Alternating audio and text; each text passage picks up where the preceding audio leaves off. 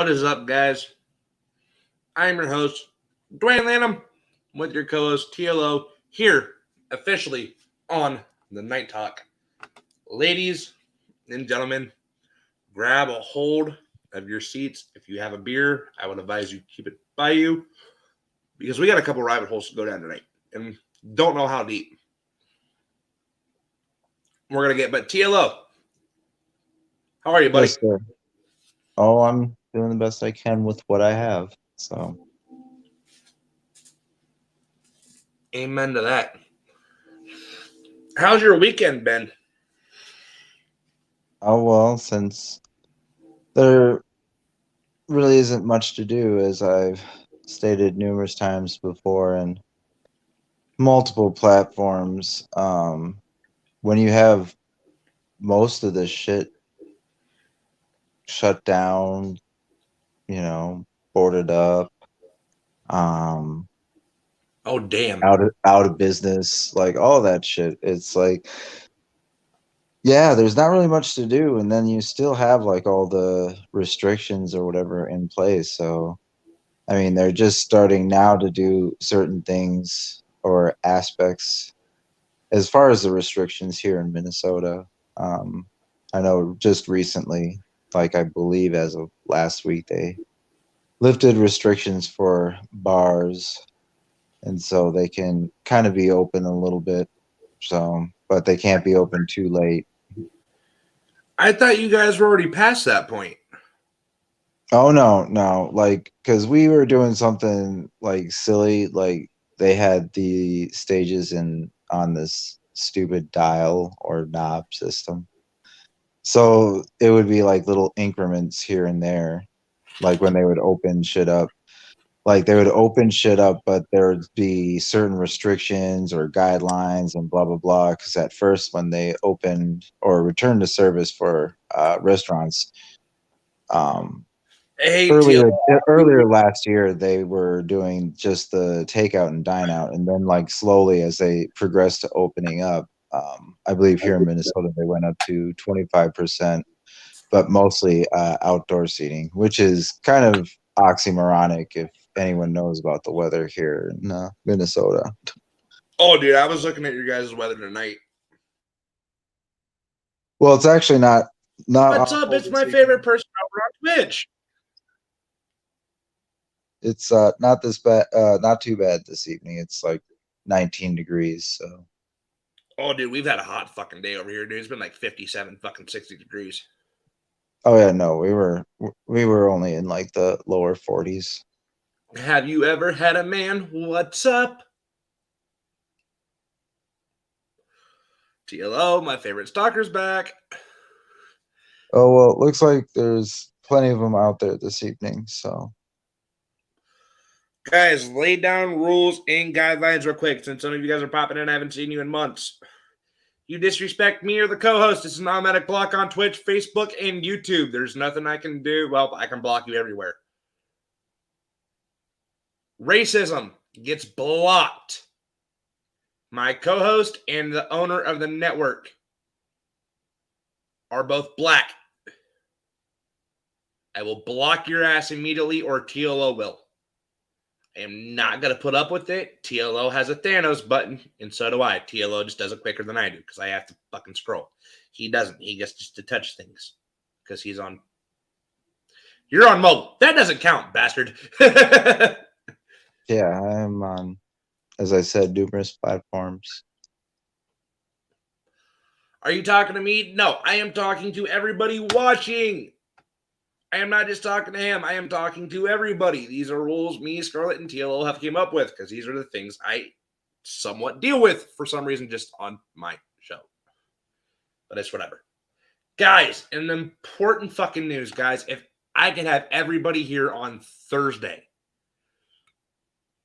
me and TLO have been on air for over a year here on the Night Talk. Sunday is the official anniversary. I'm pulling it back. I'm pushing the anniversary show back till Thursday. TLO, this has been one amazing experience, dude, this past year. Well,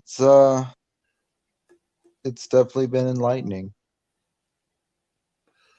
So, into the topics. Guys, TLO probably knows more about this. Well, we talked about it. The HR 127 bill that fucking Congress and the House of Representatives are trying to pass. Which states I can share my screen? I forgot I can do this now because I'm on the fucking I'm on the laptop. Oops. You knew about it. You just didn't really practice it. That's all. No, I haven't practiced. I haven't really used this thing that much. Exactly. So the HR 127 bill. HR 127 is a bill originating in the House of Representatives that addresses gun registration and banning certain types of ammo. While many rumors are circulating across social media, not all of them explore the entire truth of the bill. I have read the entire bill and will leave sections and pages and page numbers of the bill so you can follow along. We're going to go ahead and take a look at the text that is provided. TLO, can you see the screen? Yes, I can. Okay, cool. All right. To provide licensing of firearms and ammunition, possessions and registration of firearms, and to prohibit the possession of certain ammunition. And to the House of Representatives, January 4th of 2021, Ms. Jackson Lee introduced the following bill, which was referred to the Committee on the Judiciary Branch. A bill to provide the licensing of firearms and ammunition, possession, and the registration of firearms, and to prohibit the possession of certain ammo. Section 1. This may be acted as the... How the fuck do you say that, TLO? Let's see. I got to make it bigger because I had the screen on for the Is that better? comments. Oh, well, whoa. you should be. I was about to say you should be able to. The Sabika Sheik Firearm Licensing and Registration Act. Well, I'm sure it's, named after some poor soul who got gunned down and, made to be some sort of martyr, basically. Right. That's how it goes. Right. Section 2, licensing of firearm and ammunition possession, registration of firearms. Firearm licensing and registration system. In general, Chapter 44 of Title 18 United States Code is amended by adding the end of the following. Section 932, licensing of firearm and ammunition possessions and registration of firearms. In general, the Attorney General, through the Bureau of Alcohol, Tobacco, Firearms, and Explosives, shall establish a system for licensing the possession of firearms or ammunition in the state of Ohio. In the United States, and for the registration with the Bureau of each firearm present in the United States. Required under the firearm registration system, the owner of a firearm shall transmit to the Bureau A, the make and model and serial number of the firearm, the identity of the owner of the firearm, the date the firearm was required by the owner, and where the firearm is or will be stored, and a notice specifying the identity of any person to whom in any period of time during which the firearm will be loaned to the person. Deadline for supplying information. The transmission required by paragraph 1 shall be made. A, in the case of a firearm acquired before the effective date of this section within 3 months after the effective date of this section. Or B, in the case of a firearm acquired on or after the effective date and the owner acquires the firearm. 3, database. In general, the Attorney General should establish and maintain a database of all firearm registered pursuant to this subsection. A. B. Access. The Attorney General shall make the contents of the database accessible to all members of the public, all federal, state, and local law enforcement authorities, all branches of the United States Armed Forces, and all state and local governments as defined by the Bureau. Licensing system. Requirements. General license. Except as otherwise provided in the subsection, the Attorney General shall issue to an individual a license to possess a firearm and ammunition if the individual has attained 21 years of age. After applying for the license, undergoes a criminal background check conducted by the National Assistant Background Check System established under Section 103 of the Brady Handgun Violence Prevention Act. And the check does not indicate that the possession of a firearm by the individual would violate subsection G or N of Section 922 or state law.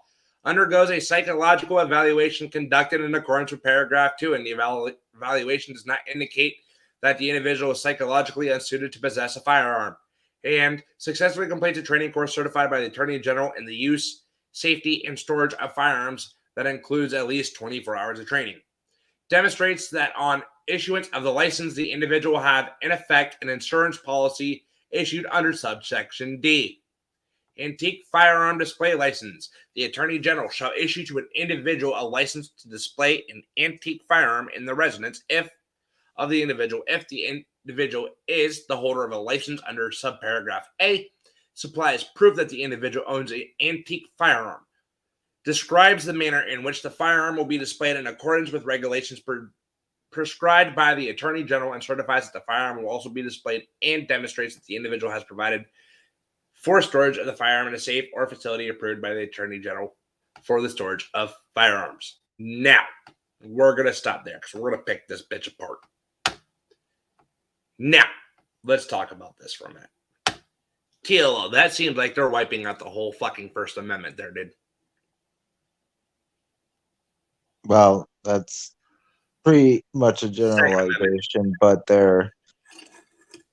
what they're doing actually, if you pay close attention to it, is they're just finding different ways for control. And so what it comes down to is, like, obviously who is going to be like in charge of administering the psychological evaluations.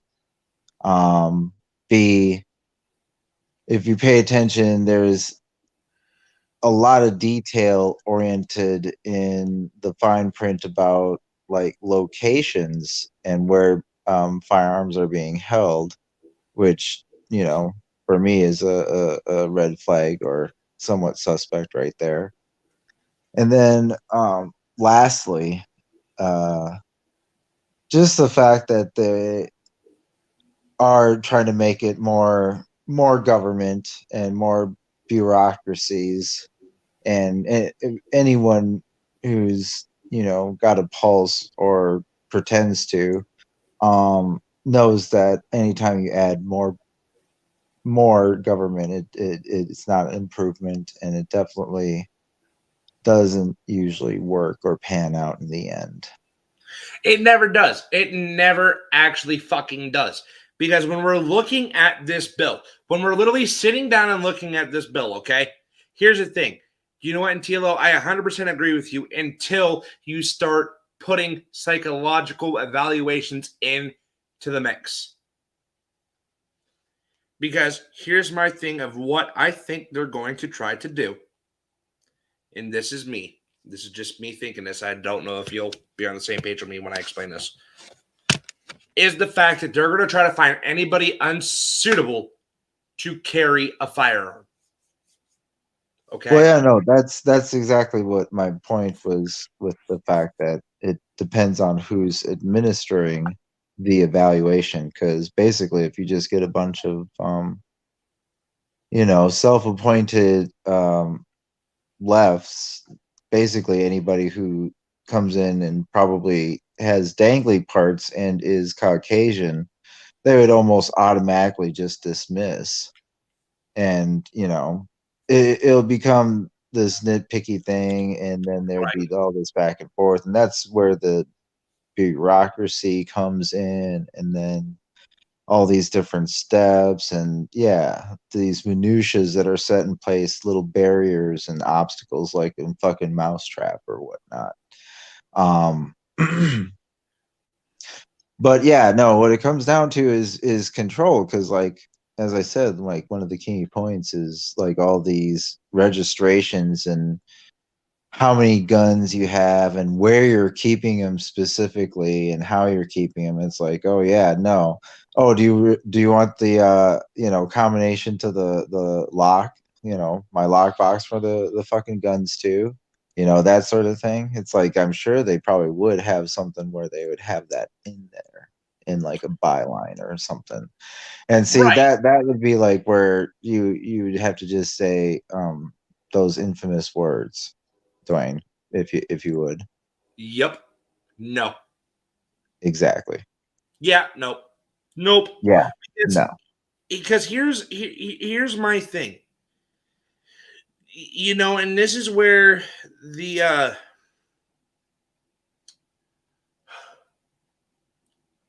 Here's where the race card really gets pulled into this. Here's where the racism really fucking comes out. And this is where it's really going to irritate me here in about 2 minutes. So everybody hold on to their seats because I have a soapbox. I said it's going to be one dark fucking rabbit hole. Did I not? If a white person can own a firearm, so can a responsible black male. Well, yeah, no, and obviously that'll come into play, and then you'll have all sorts of bullshit with that, and then you'll have like instances where that's like all blown out of proportion by the mainstream media, and like, yeah, no, it's basically just to create a fucking quagmire for the whole entire kit and caboodle. So exactly, because here's my thing. Here's where I'm getting at this, okay? Is that people in the government, you got to think the House is now full of fucking Democrats. And so the House and the Senate are full of fucking Democrats, right? And we've seen that most Democrats can be pretty fucking racist. We've seen it. So can Republicans, but I'm calling out the Democrats here for a reason. Okay? So, watch this. When you have a House full of Democrats and in the Senate full of Democrats, one right there raises a red fucking flag. Okay? yeah, no, I get you. Automatically to me, because the House and the Senate has never been this full of Democrats. It's always been a 50-50 majority. Well, loosely. Usually it's around a 60-40, but yes. Okay. That's why they have the mechanisms in place, like the vice president and whatnot being the tiebreaker when everyone's all lined up and shit. So, because it's a rare thing, but it does or can happen where it's like almost exactly 50-50. So if everyone votes one way and everyone votes the other way, then the vice president steps in and becomes the tiebreaker. Right, exactly. You know, like TLO said, the vice president. Sorry, I'm also looking at more about this bill on my phone too, so I'm not overloading my fucking computer tonight. But yeah, and that's why when everything went down in November, you know, everyone was like hippity hopping and jumping up and down, and I'm sure they were having huge galas with a whole bunch of idiots crammed together without masks and whatnot, and drinking swanky wines and cheese and crackers and all that shit, caviar, whatnot. Celebrating their wins because they had, you know, like this sort of control and ability to manipulate a lot of government and the processes therein. And so everyone was all happy and enthusiastic, but then it all started falling apart for like all of them. And that's why it's like just kind of amusing, because like most of this shit, a lot of them aren't going to agree, because like even amongst the Democrats, there's a lot of pushback on this bill. I believe the cat from Virginia is one of them.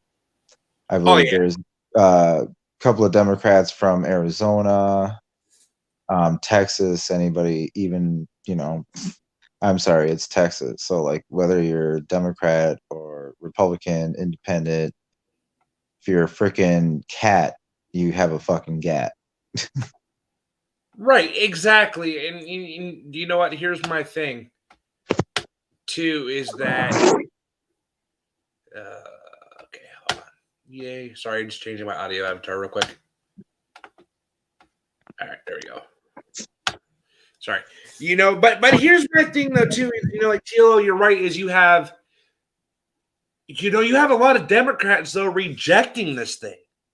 Well, yeah, no, and you've got a lot of pushback from all sorts of aspects of the party, because now after everyone's done with the little honeymoon and celebrations and whatnot, like when the rubber meets the pavement, so to speak, a lot of those things, now that that obstacle and the orange man bad is gone. Now all their little cracks, all their divisions that they they themselves have sown, those cracks are showing through now. And so you see like the people in the extreme left getting all bitchy because there's no $15 minimum wage attached to the relief package, and so they're all pissy about that. Then, as I said before, you have like the more conservative Democrats. I always say the more balanced folk. They're pushing back on it just because they know that it would cause a lot of friction with business, and like it's so ridiculous because I'm sorry, I'm not no financial finesse or researcher or analyst with markets or businesses. I do a fair amount of like research, especially with businesses and whatnot, but Right. I Yep. definitely don't play the stock markets. But it's plain to see, given that I've worked with worked for numerous big corporations, Forbes 400s, all that sort of shit, you know, and all of it works pretty much the same. And when I've seen certain aspects happen, yeah, because I live here in Minneapolis, Minnesota. It's been established, but I will reiterate again. And so when we passed in the city of Minneapolis, when we passed our own little minimum wage, and it is now 15 here in the city of Minneapolis, you did see quite a few businesses move out of the city. Right. You did see jobs curtailed, hours cut, that sort of thing, because there's always checks and balances, especially when you're talking about business. Right. Like you can't just sit there and say, wave this magical wand and make everybody's, you know, wages this much higher, and then everything's going to be all copacetic. It just doesn't work that way. Right. And go ahead. And we've seen that too, especially during the George Floyd riots. Well, that's a separate issue, because obviously people are too fucking scared to go out of their houses to do any sort of like commerce. So, Well, no, I'm talking about the businesses though too, because you know when you're talking and about yeah, they're not really in business when they're burnt down. right, but also checks and balances can be played into that, you know, insurance policies, shit like that. You know, you got to kind of relocate where the fucking money's at. Like, does that make sense? Yes. Well, Like, yeah, no, the checks and balances, it plays out in most things, and especially money. And so, yeah, if money goes away one place, it's going to be taken from another. So, right, that's what I was saying. Like, if you go back, like, I'm going to use one of the most weirdest examples, like, that I can, is the checks, you know, is the George Floyd's riot. You know, and I'm going to go back to this here for a minute because, TLO, we had a conversation about this. We said when everything was said and over and done, you know, like riot wise, that the checks and balance system would kick in and people would start fucking relocating businesses because they've lost money in that area. and whoever was postulating that is just they're ignorant, and they've probably never actually stepped foot in a city, or B, resided in a city, because yeah, if your shit got burnt down, you're not usually coming back, and there's plenty of businesses that are acting as such. Well, but we've also seen, TLO, like you said, when you went and walked through there after the fact, you know, the night you walked home and you said, you know, you did see like a lot of businesses trying to restore, you know, what they were trying to restore, what they were trying to salvage that was still left. Well, yeah, obviously everyone was trying to salvage what they had left. I mean, most people don't know or realize, but a lot of people's shit got burnt, their personal shit, because quite a few residential homes went up that night as well.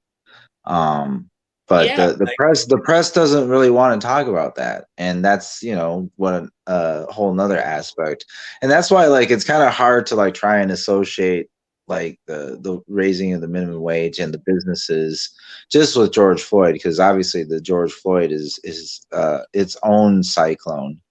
It has its own, it's basically like comparing fucking Andrew and Sandy, well, both Atlantic storms, but they did so much different damage. right? Yeah, but you see why I'm bringing the example in like I am. Yeah, no, I mean I get it, but it just it's kind of clumsy, my friend, is what I'm saying. Is it's awkward. It is. I mean, but TLO, this is also the anniversary where you almost fucking got shot in the fucking head too. Oh, Jeebus. If it's like that, we'll have to start anniversaries all the time for all the times that shit goes down here. Well, I mean, I'm looking at it, like, because you're going down there, and I wanted to bring this up too, because, like, it's coming around that time, that Yes, as a it network, we is. really fucking grew. Well, no, it's coming down to the 0 hour, so to speak. And so yeah, a lot of shit's going down.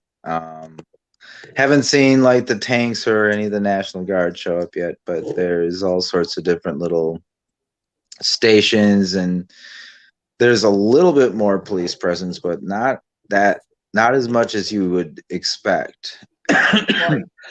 Excuse me. And the one question I wanted to ask you: have you walked by the third precinct at all? A couple of times. I mean, it's basically just a burnt out shell at the moment. Much like a lot of businesses along Lake Street. Right, and if you guys want it, full disclosure, if you guys want to follow along, since this is the technology and age, you go to Google Maps and look up Lake Street and Minnehaha, because that's actually the street it's located, not Hiawatha, though that's the main thoroughfare in the area. The cross street, the main cross street would be Hiawatha and Lake Street. But if you were to go to that and just kind of take a glance at the layout of the land of Minneapolis, so far what I've seen, if you guys want to follow along, or if Dwayne can be super high tech and fancy and bring up a Google map, I could kind of show people where things are and how things progress the first time, and how I could pretty much guarantee how things are going to progress this time. East Lake Street and Minnehaha Avenue, correct? Correct. All right, cool. So I have the map. Actually, it's actually fucking exactly where we fucking was covering from, because we covered anywhere from right here. Here's the third precinct, back down through here. To be honest, because there's, fucking, we were all right through. So you see that big, the big white building there on the left, towards the main thoroughfare, which is Hiawatha Avenue, runs northwest or north-south somewhat. That is the target that got burnt. Across there, and that big lot is the Cub, that also got burnt. That little gray area there with the green growth, that's where that apartment complex, right there. I saw the little, up. Right here? Yeah, that little area. That's where the apartment complex that went up was. And see that little, just on the other side of that green area is where I was standing when, it was going up and into the heavens and whatnot. So yeah, as you can see down there, you have the third precinct, and basically this Lake Street here, if you want to go move like left to right on the map. Come here, because you want to talk about this. Come here. Okay, sorry, I was talking to my mom. Okay, where am I going next? Am I going up, down, left, right? You're going left and right. Okay, so I'm Left going. is fine. Left is fine. Okay, so pull it back. So this is Lake Street. This is the infamous Lake Street. This is third precinct. This is Phillips neighborhood. So that little area there, that block of commercial right next to the Lakewood Cemetery, one of the oldest cemeteries in Minneapolis. Right here? Yeah. There's cemetery or graves from before the Civil War in that thing. Oh yeah, the Pioneers and Soldiers Memorial Cemetery. Oh yeah. Because you guys started off what? When you and Scarlett met off, you guys started probably say where those trees are. Where those trees are. That green growth that's in between the streets there. Yeah. If you go no, back. Because we met right there in the Target lot. So right there were those greens. Yep. Right in that area there. That's where we met. Yeah, and then the apartment. And so that's how everything progressed. Everybody was in this intersection down here in front of the third precinct, and it kind of expanded out from there.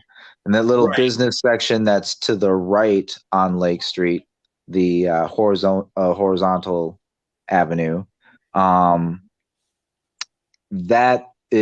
of that is gone. So like most of that was the stuff that got burnt. There's a library in there. There's a bunch of restaurants. There's the liquor store, which is the dark gray spot that's across from the precinct. So yep, right there. Going. So if you go left, that heading west, you go down Lake Street and close to where my parents are, close to where Abbott Northwestern Hospital is. Children's Hospital. Well, down there, that's the little avenue that I would escape down when shit would get a little dicey. Right there used to be an Arby's. You see the white kind of horizontal-ish. Yep, that was an Arby's. Yeah, I was about to say because fucking I'm trying to find where AutoZone's at. Fuck. The AutoZone would be back, and then it's in between. Yep, a little bit. That little dark gray strip right on Lake Street. That's AutoZone. This right one? There. No, down. Just a little bit down. That's AutoZone. You just passed it. No, that's the liquor store, and then across from there is AutoZone. Oh yeah, because that was the first building that went up. Yeah, that's the main intersection where all the shit really went down. The days that I was there, where the teenager was shot next to me, we were standing in the intersection closest to the Target sign, which is on the corner where all that greenery is. So about right. So Target store, so about right in here. The Target store is right in there, but we were the closest, right across the street from the third precinct, so not that far back. Literally, this all happened just right in here. So like, yeah, where people were exaggerating that this is like this huge, massive like ordeal where there's just people running everywhere. The main focus and the main shit that went down, there was, a couple of thousand people here in this area. When it first started, and they were just all hanging out in this intersection, blocking stuff off, having, chanting at the police around the precinct. And then, shit got dicey because they would just sit there at the precinct and shoot rubber bullets out from the precinct, from on the fucking roof, from elevated positions. Yeah, exactly. Right down there. That's the motherfucker right there. So yeah, as you can see right there in the front, there's the steps, the infamous steps where everybody was hanging out and started burning shit. Everybody was literally gathered right through fucking here. Like, when I correct. They had the fucking thing surrounded, I swear to God, TLO walked around this building that night, like fucking twice. He came. Yeah, I went around the building and I didn't necessarily go in, but I came in the back area where there's that back. Yep. That back area where they were parking their vehicles, and there was a couple of busted out doors right there, and so I kind of like videotaped from outside. I never went in the premises because I wasn't gonna risk it because I knew they could be dickheads afterwards and try and pursue you or whatever for trespassing. So Right. so yeah, You no, know, I but here's videotaped the from thing. the door and shit, and of course it looked like most of the desks and files had been cleared out probably by the cops quickly beforehand, and then the rest of the damage was mostly like infrastructure, the people going Right. through, kicking the desks over, cabinets, that sort of shit, breaking some of the You know, indoor windows, right. such as And that. our owner literally got like right here where I put that. Oh fuck, go back. Well, yeah, she got right up there in the front. Right there where that fucking ping's at is exactly where she fucking got. Now, when TLL was saying that they were fucking shooting from the fucking top, I'm gonna zoom in a little bit because I remember where these little fucking bastards were standing. Well, I was about to say that you don't need to zoom in super too much because you can see obviously this area up here is the roof, and obviously that They were lined from the light gray area is where they came out of, or have access to the roof. So they would come out from that little back area there, pop up to the front, and just be along that ledge, almost like the old medieval days of the castles and shit, or some Lord of the Rings at the keep, oh whatnot. you know what? But here's the thing too, TLO. So what? When you almost got nicked that night, like what? Yeah, so I was right there in the intersection. Don't pull out. Don't pull out. See, your mistake is you always pull out. Go out. Okay. Literally. Stay Haha. Giggity. there. Giggity. Giggity. But yeah, no, if you creep it up a little bit. No. Creep it north. So move the map up. There we go. There we go. So that intersection there, say that little triangle there, that's where I was hanging out mostly. That's where most of the press were hanging out. CNN was in that area. They actually had people at that area. They had a couple of folks, kitty corner at the liquor store, which is the one with the dark roof and the red trim. Correct. Where TL almost fuck tackled if he wouldn't have moved 30 seconds before he did. Well, yeah, I started walking down the street there, south on the street, because literally down that street, a good 8 blocks is my place. So you don't live far away from the 3rd precinct? No, I do not. I technically live in the 4th precinct now, but for the majority of my life, well, I would say a good third of my life I lived in the 3rd precinct. Right. And the one memory that I have, from this fucking night, TL, I think you were on the phone with us when you started screaming at the fucking cops, going like, hey, you shot a fucking kid. They were about right fucking right here. Yeah. Like somewhere in this corner. With that little turn off there, that just a little bit north of that is the target sign. And yeah, so this was this little corner here was actually kind of like the little base for most of the protesters and their organizers. And they had right in that little foliage area, they had a whole little station where they had some medics set up, water stations, that sort of thing. So there was some organization. And as I said, at first it was definitely a nonviolent protest, but as I said, the ones who escalated, because I was there, so I was a witness to this, and if anybody would like me to be put up on the stand or whatever in any fucking context, I would be willing to, because I was there, I saw it, the cops fucking started it. Right. Just plain and simple. The cops started shooting at random too. It wasn't even like there was points where the crowd was being more angry or not. They just literally were picking people out in the crowd and just being assholes. It was ridiculous. Right. And you know what? Here's the thing too, fucking one of the providers we actually fucking stole a lot. We used a lot, I wouldn't say stole. Used a lot of footage from Unicorn Rights, which I'm hoping I'm hoping he's down there during the trial. I would love to cover that on air. See how bad that pops off. So the one story I do want to talk about. So if we go up this way, no fuck. So I'm going over and I'm going up. You guys see here that there's so many department stores. So many fucking stores right here in this little entrepreneur. Well, yeah, that whole shopping center was basically lit up. Like, yeah, all the stores were, all of them. They're all out of commission. There's a little public high school in there for kids who can't make it in public schools.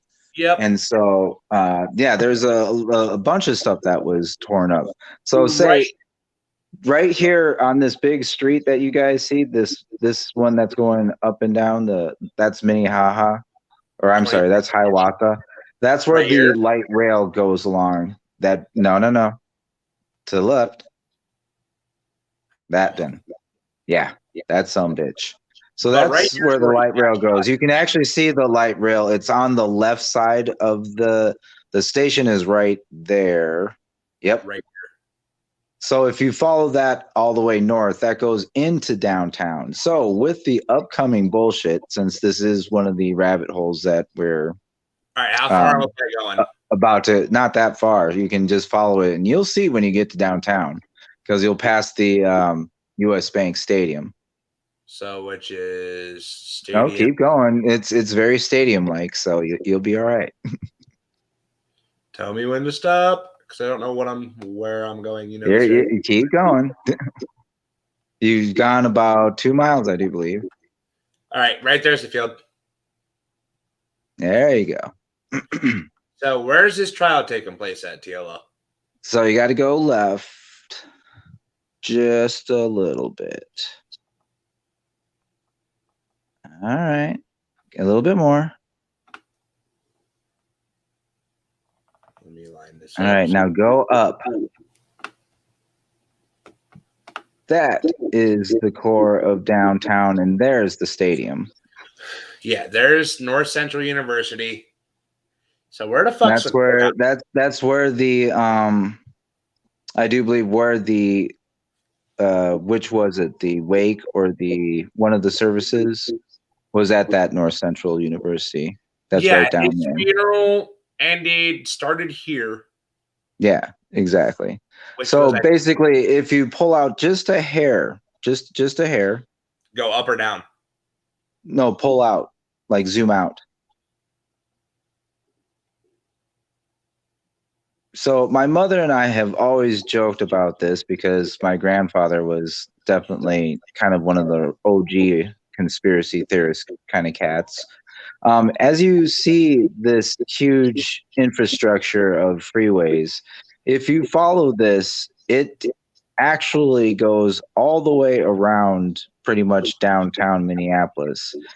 And literally the plan, as I've heard it, is basically to have this base essentially become like a militarized zone.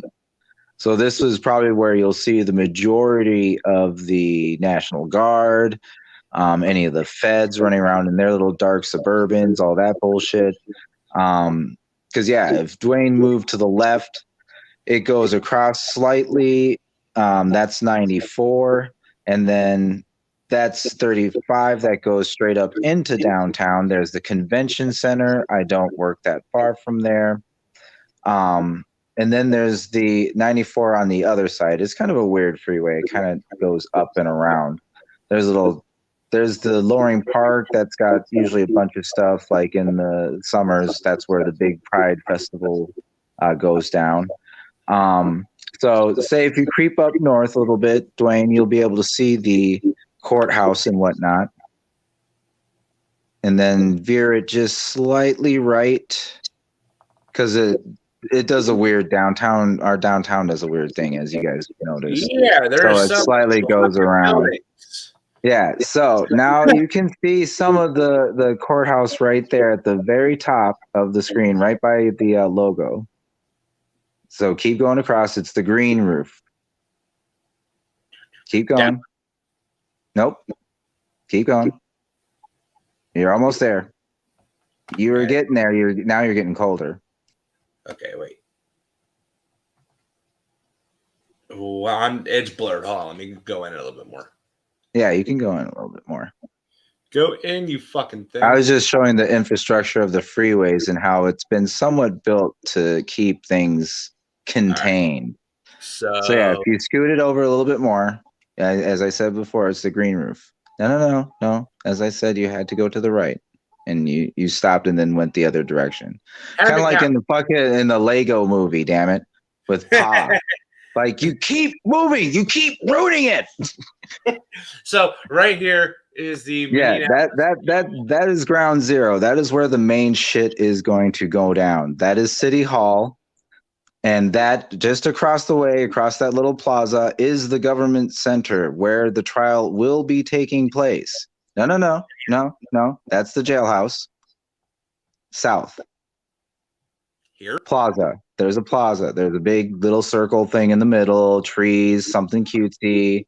And then across from there. Yeah, there you go. So that big tower that's just below that. There you go. That is where everything goes down. So as you guys can see, this whole entire 2 to 3 block radius is being not only stanchioned, not only 9-foot fences, but barbed wire fences, double moat system. So there's like space in between for troops or gunmen or whatever. Because it is getting that serious, because there's a lot of these little areas that they're cordoning off around downtown. So are they're expecting shit to get serious, huh? They're expecting shit to get that bad? Yes, absolutely. Like, and I have no doubt in my mind that people will die. Like, no, and I am saying this on air right now. I have no doubt in my mind people will die. Now, like, it is that serious. I want to because we already have, like, I could go outside right now and look. So yeah, see, there's the lakes, and I live over to the right, kind of down into the right where this river kind of meets up with the cute little creek thing that goes down. Oh, keep going. Down. There it is. Yeah, that cute little area right there. Yep. Right, and so here.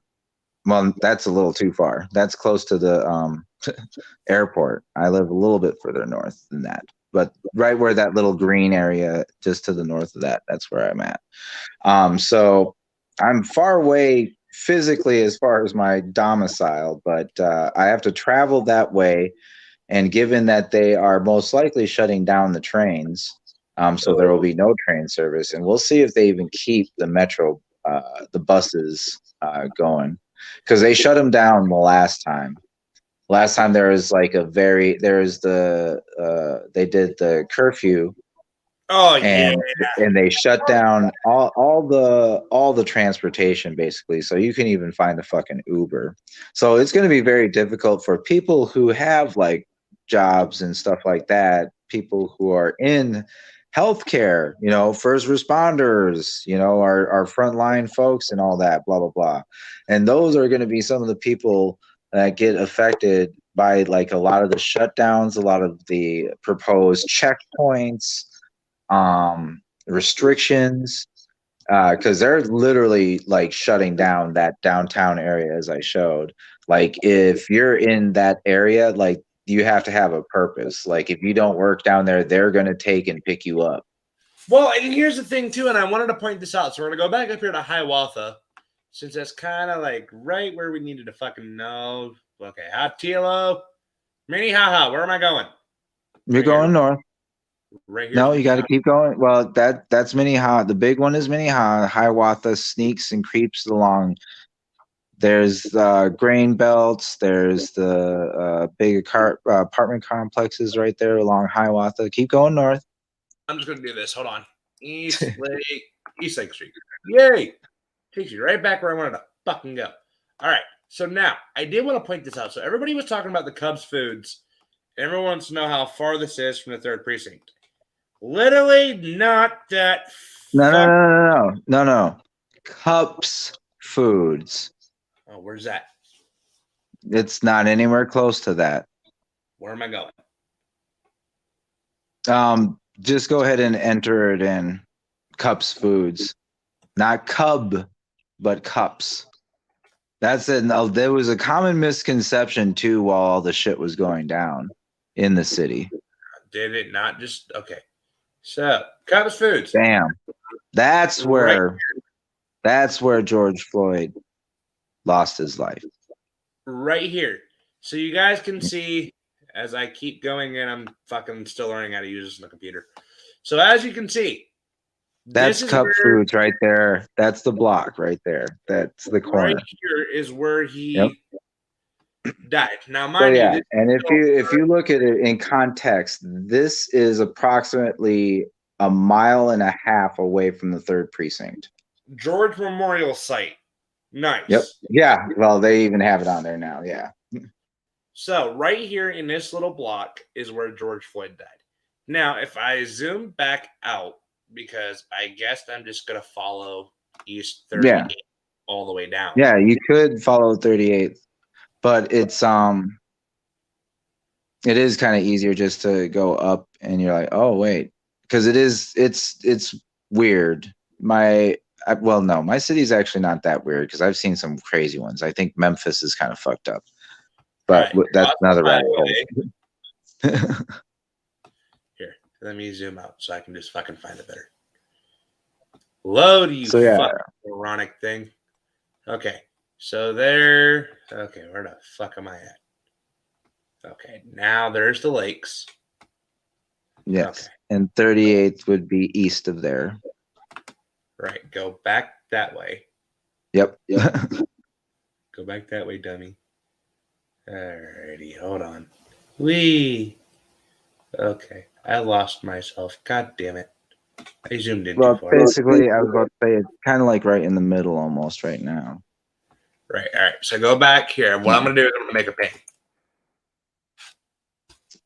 Because this is just, I don't know. This subject still fascinates me because it's just still, this is one of my fucking most horrific nights that I've ever been on air. Like, I think in them 3 days, we logged together 48 hours. So, we were on most of the evenings. I'm pinging that. And then I'm going to move it this way. Correct. But yeah, there's a good 1.5 miles you cross in between 38th and the 3rd precinct. Do you cross the river or no? No, do not cross the river. This is all contained in South Minneapolis. 32nd.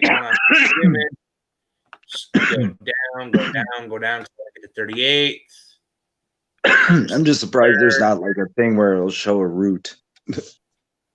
34. Because if you show that, that's basically like the route of a lot of the protesters or the marches when they do them. Yep. Because at that time they marched from 38th to the 3rd precinct. All right, now we're back on 38th. Oh, that was nowhere near the fucking elementary school. So now this way. It is fun watching you learn this. You guys are watching him learn. Yeah, how to navigate Google Maps. This is not my thing. This is a Scarlett idea. Scarlett normally handles all this shit. So, hey, you're taking the place of Scarlett. This is your show. This is your deal. How far am I going? Well, I still can't believe that there's something that doesn't just create a fucking I've got line or route from one to the other. That seems a little far-fetched. How far on the fucking 38th Street do I have to go to see Cup Foods? So 38th Street, because streets in Minneapolis run east to west, avenues north to south. So it's the horizontal stuff, and then basically Lake Street would be north, and then it would be east. There we are. Yay, I found it. Yep. So, guys, I'm gonna make double. Let me place a fucking ping. Yay, pings. Okay, so now what I'm gonna do is I'm gonna fucking back this out. You fucker, you took my ping away. Put my fucking ping back. Cherry. You Ping me, please. piece of fucking shit. Okay, so now there's that. Yep, that's 38th Street. That's the memorial. Now And so if you were to go, no, don't. Yep, keep going. That's good. Now just go up north.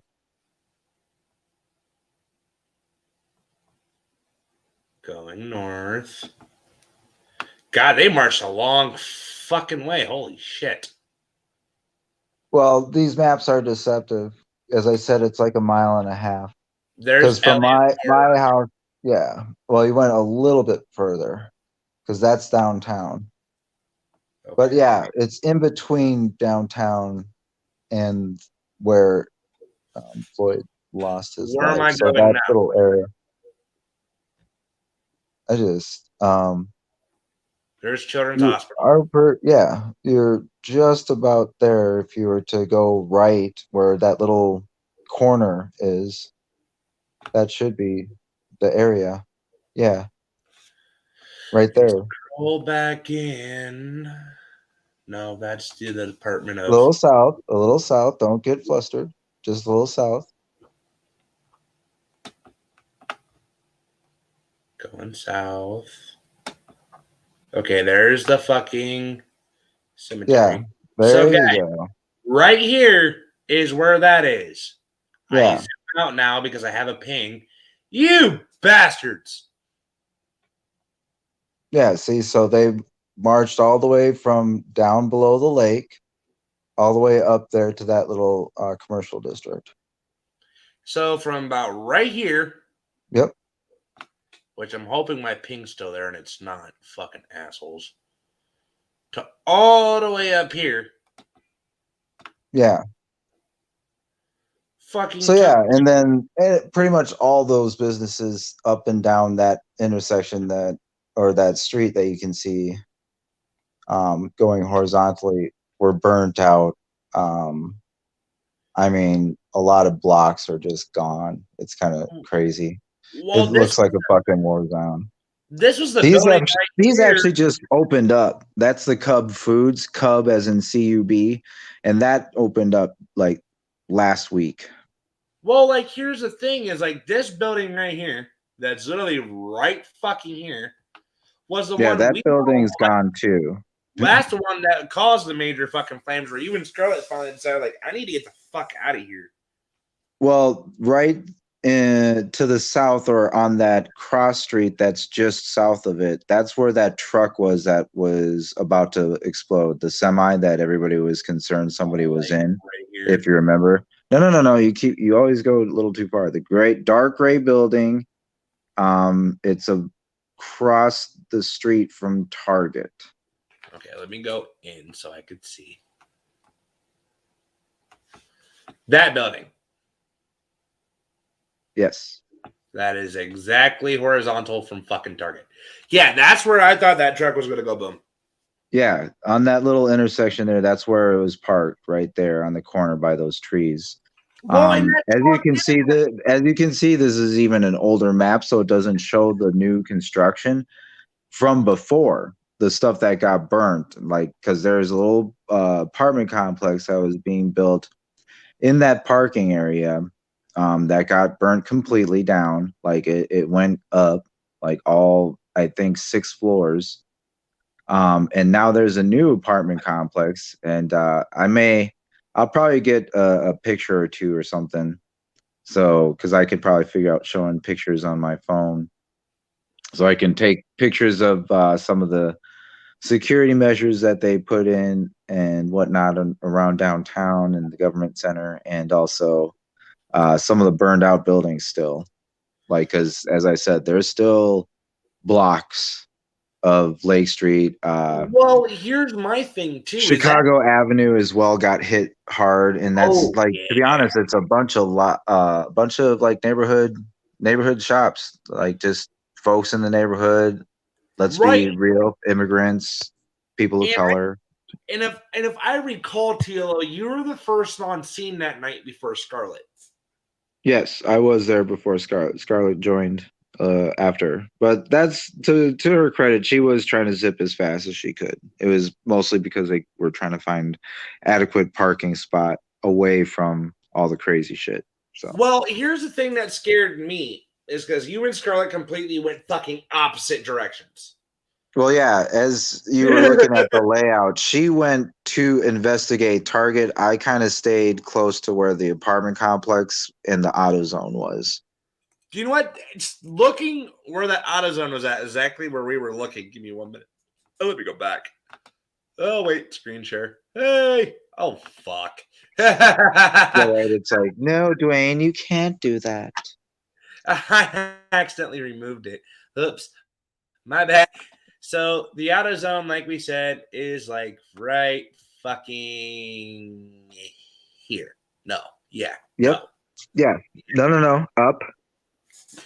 Here. It's across the street. There you go. That was the old AutoZone. Yeah, no, that was the first building that night to go up in flames. Now, the second building, because I fucking remember this because I was sitting there fucking watching Unicorn Riot, is where the fuck is Wendy's? Up the street, down the street, down the street, down the street. No. Wendy's, where the fuck are you? It's right there. It's the white. It's that small little white that looks like a Chevy symbol. Nope. It looks like a little Chevy symbol right in the middle of the parking areas. You can see the little drive-through. No, you got to go to the left. There you go. Yeah, that was the Wendy's. That was the second one to go up. That was actually the second one to go up. The third one to go up would have been that. Fourth one to go up was that motherfucker. And then the last one they tried to light, which I thought it was hilarious. And we were all singing "Burn, Baby, Burn." I remember all of us singing that. Was and will be, stop it, this motherfucker. They tried so hard to burn that down. Yes. Do you know what? Numerous times. And I will admit this, I have never prayed to God a building burned down, but when I was singing, going like, burn, baby, burn, burn, I was actually hoping they get that bitch up in flames. Well, they're probably built to counter that regardless. So they decided to move on, and pretty much most of the other buildings that are around the area are burnt or gone. It's ridiculous. Like, literally, this is an old ass map. This is funny. I thought Google was supposed to be like on top of their shit. They're probably gonna do it. They do one like every 5 years, so this should be coming up. So, but here's the thing. Let's go over to fucking Target for a minute. Where you at, you bastard? Right here. You're right over Target. So I was literally this was TLO's fucking screen. No, this was Scarlett's. And I'm sitting here and I'm watching this shit happen, right? Yeah, she was right there where that semi is parked in front of the Target. She got so up close and personal. You can see motherfuckers in there while the sprinklers are going off, grabbing TVs and running the fuck out. Yes. Oh yeah, no, it was comical and like shit you see in the apocalyptic movies and whatnot. Once again, if you go back to say, well, no, it was Lego, the Batman Lego movie. When the villains come back, the one Lego City character is like, I need to go loot something. Because there literally, if shit goes down, there is always like this aspect or a certain amount of the population that it's like, oh, like shit's going crazy. I think I'm gonna go grab something real quick. I'm gonna go steal something. And here's my thing, is like, so there's one story I do want to bring up because this is where I broke down into fucking tears. TLO, you don't know about this, but you're about to now. So if we go back into here, we go back into the map. So, and I fucking drag it this way. Liquor store, right here. Hi. So when TLO was fucking filming, he wasn't filming. He was on the phone that night for a little while. He was on the phone with us. TLO was probably standing, I say, right about here on the sidewalk, as you guys can see. This little fucking strip. On the north side. Over, yeah, right here's the liquor shop. The flat top side with the trees, Dwayne. Oh, yeah. Okay, sorry. He's standing right fucking here.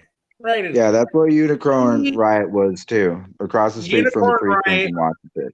Unicorn Riot's about right here. TLO's kind of in front of the door. Yep. Fucking TLO walks down here, says hi. So yeah, basically how I played it out was, yeah, if you follow the curve of that building and then you go south, excuse me, approximately 8 blocks would be my place. Excuse me. So I started walking that night, and they say that like shit went down right after I left. So let me tell this story. This is funny as fuck. So if TLO would have never moved from here, from right where the fucking sign is right where the door is, right? If TLO would have never took this fucking curve, he would have got bum rush fucking tackle, because I swear to God, I wasn't even in the fucking room. I was outside dealing with the cops out in front of my house because there were shootings, and I went outside and had to deal with that. My mom's taken over because you can ask TLO. My mom had to take over from me a couple of times because it was so emotional for me. My mom comes barging out the fucking door, says TLO's been tackled, and I'm going, what? Like crying, like no, TLO, like my brother, like no. Not okay. Well, when I got on the phone with him that night, he said I went like this, and I fucking booked it down that way. He said, I think you said like you jogged a little bit to get the fuck away from it because the third precinct. No, I didn't jog. I never jog. That always draws attention to you, especially if you're a person of color. Let's just be real. And then the tobacco shop later that night, fucking right here. They went around the fucking corner and broke into that bitch. Well, yeah, like seriously, almost all those buildings, that one that's on the left behind there, that one was burnt down. The one across the street, that one was burnt down. The one north of that across the street, that one was mostly burnt down because there was a little, that one there. Yep. That was the AutoZone, but if you keep going east, go right. So that one there, that one was mostly burnt. If you keep going. That one got that hit. One there, that was like a cash in pond. That was burnt down, like completely. That was a bank on the corner. That was burnt down. There's a bank there. They tried to get in that one, but that one was pretty secure. I think that's a Wells Fargo too. Why I banked there. Yeah. That's the U.S. Bank branch. Oh, U.S. Bank. Oh, yeah, that's right. That's my mother's bank. That's why I fucking that's the one that's temporarily that. closed because this one did get burned down. I remember that. Well, yeah, it eventually got burned down, but that was like the third or fourth night because it started creeping out. The first night, it was mainly just that area there, but then it just started expanding out. That was like the second night, little area there. So I come out, and I'm going to fucking draw a line for you guys. If you guys went from, so I'm going to pull it out just a little bit more. Yeah, it's even more than this 6 to 8 block. So if you guys went from here up into right here, right through here, you go from the third precinct over through here, up through here, down through here, back up. All these kind of got fucked with, not burnt down. And you kind of come all the way over here. Start from here and just work your way. Well, see, and that's the thing is it doesn't necessarily follow a pattern or anything like that. It'll start shooting up right at different points, at different times. Because to be honest, they were working on a lot of these buildings as the other buildings were going up or were being looted. And so if you look at this Lake Street, if you keep going west, which would be left, that little shopping area that got burnt down, those buildings to the north, these ones where you got those ones there, those were left alone because that's a green business. So They were kind of nice and didn't burn down the green business. No, they didn't burn down that one at all. But I'm gonna make No, they didn't touch that one like at all. And if Scarlett, if you're watching, when I say Scarlett, I swear to God, Scarlett got blown up. Scarlett got blown up like anywhere between here. Well, yeah, it was over at that area because she was parked up and away from that area She was on the parked other side. back here by the highway. I think a little further north. So Scarlett's about like right here. She's parked up here. She fucking cuts back in this way. Fucking I hear a boom and then no Scarlett. And I'm like, no! Fucking Scarlett got blown up. God damn it. You know, and the reason everyone's going like, why are you laughing at this? Why? Why are you being so sick and perverted right now? You're laughing about someone getting blown up. She's okay. She didn't get blown up. My mind is fucking, you hear a boom. Someone's phone just fucking cuts out. Someone got blown up. Well, no one got blown up. No, like, thank God Scarlett didn't get blown up. But I was yelling at fucking her and TLO to get the fuck out of there because I saw TLO fucking just stand there go like, all right, it's burning. I'm leaving. Well, yeah, no. There's a point where everything was mostly on fire, and it's like, well, they've probably almost all moved on to other places. And since it was already pretty freaking late, I was like, I had gotten there on the way home from work. Because as I said, like I walked because they shut down everything. I literally walked that distance from that downtown area out past where we were looking at. I walked that every night. That's why I had like 150 miles on my little human speedometer or whatever the fuck it is. You know what? And which is why we loved you. We love you so much, TLO, because when this was going on, I fucking texted TLO and I'm like, hey, shit's popping off. Giving you a heads up. Be careful when you're walking home. He fucking, the half hour later, goes out for a smoke break, texts me like, I don't see fucking shit. Oh, yeah. No, it was, as I said, like it was in pockets. So, like, it wasn't like the whole city was being overrun like you see in the movies and shit like that. It was just pockets of shit going down. And you could find it pretty much in certain areas along certain streets. So that Lake Street, that horizontal street, all the way across the city, like not just in that side. That's just the east side. That's Phillips and like Longfellow, Seward, those sort of ones. You have a whole bunch of other ones, and you have more affluent. So like if you go closer to the lakes, obviously, you have a little bit more affluent places like Uptown. There's like a whole area like nobody even talked about it, which I also found kind of interesting and remarkable since as of the last like decade, the Uptown area has significantly changed. Like it's not even, it's like barely trendy for any of the Gen Z people. That's kind of how. Oh, good evening, Scarlett. Yeah, Scarlett. What's up, y'all? So, hey. What is up? Hey. Yeah, right. Dwayne was trying to be you. He was. I would say I would give him a C minus. So I want to make a joke. I want to make it. I want to make a joke. Okay.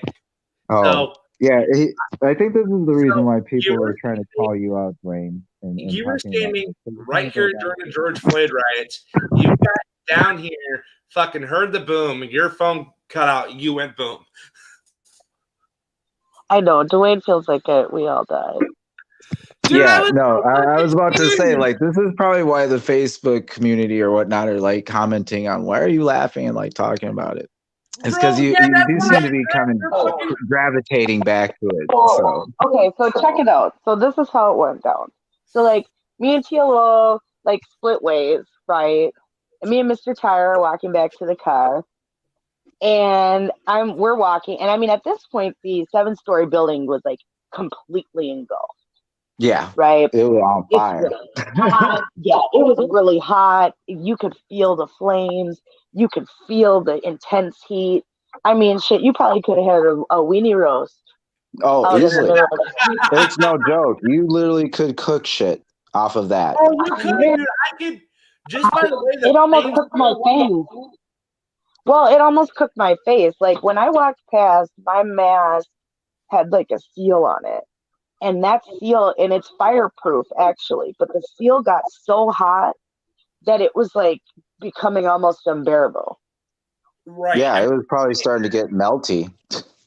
It was, but these ones were special, like construction ones, so they were fire resistant. Right. So Well, Because I see, remember. and yeah, that's how hot it was because it was really hot. Yeah. Like if your car was anywhere near it, it would have started blistering. It really would have Yeah, started your car, blistering the paint. God, yeah, your car might have just started on fire just because of how Right. much heat And there like there was. was that truck right there too that we all were kind of just waiting to like go boom. Well, With the yeah, because Yeah, there originally was that. people thought somebody was in it, and so they were freaking out, but nobody was in it. And if they People have were been in it, they parking got all out. well, yeah, because people have been parking all along that road and on the side of it and everywhere. and the only Correct. I mean, reason there I really brought was up no traffic control.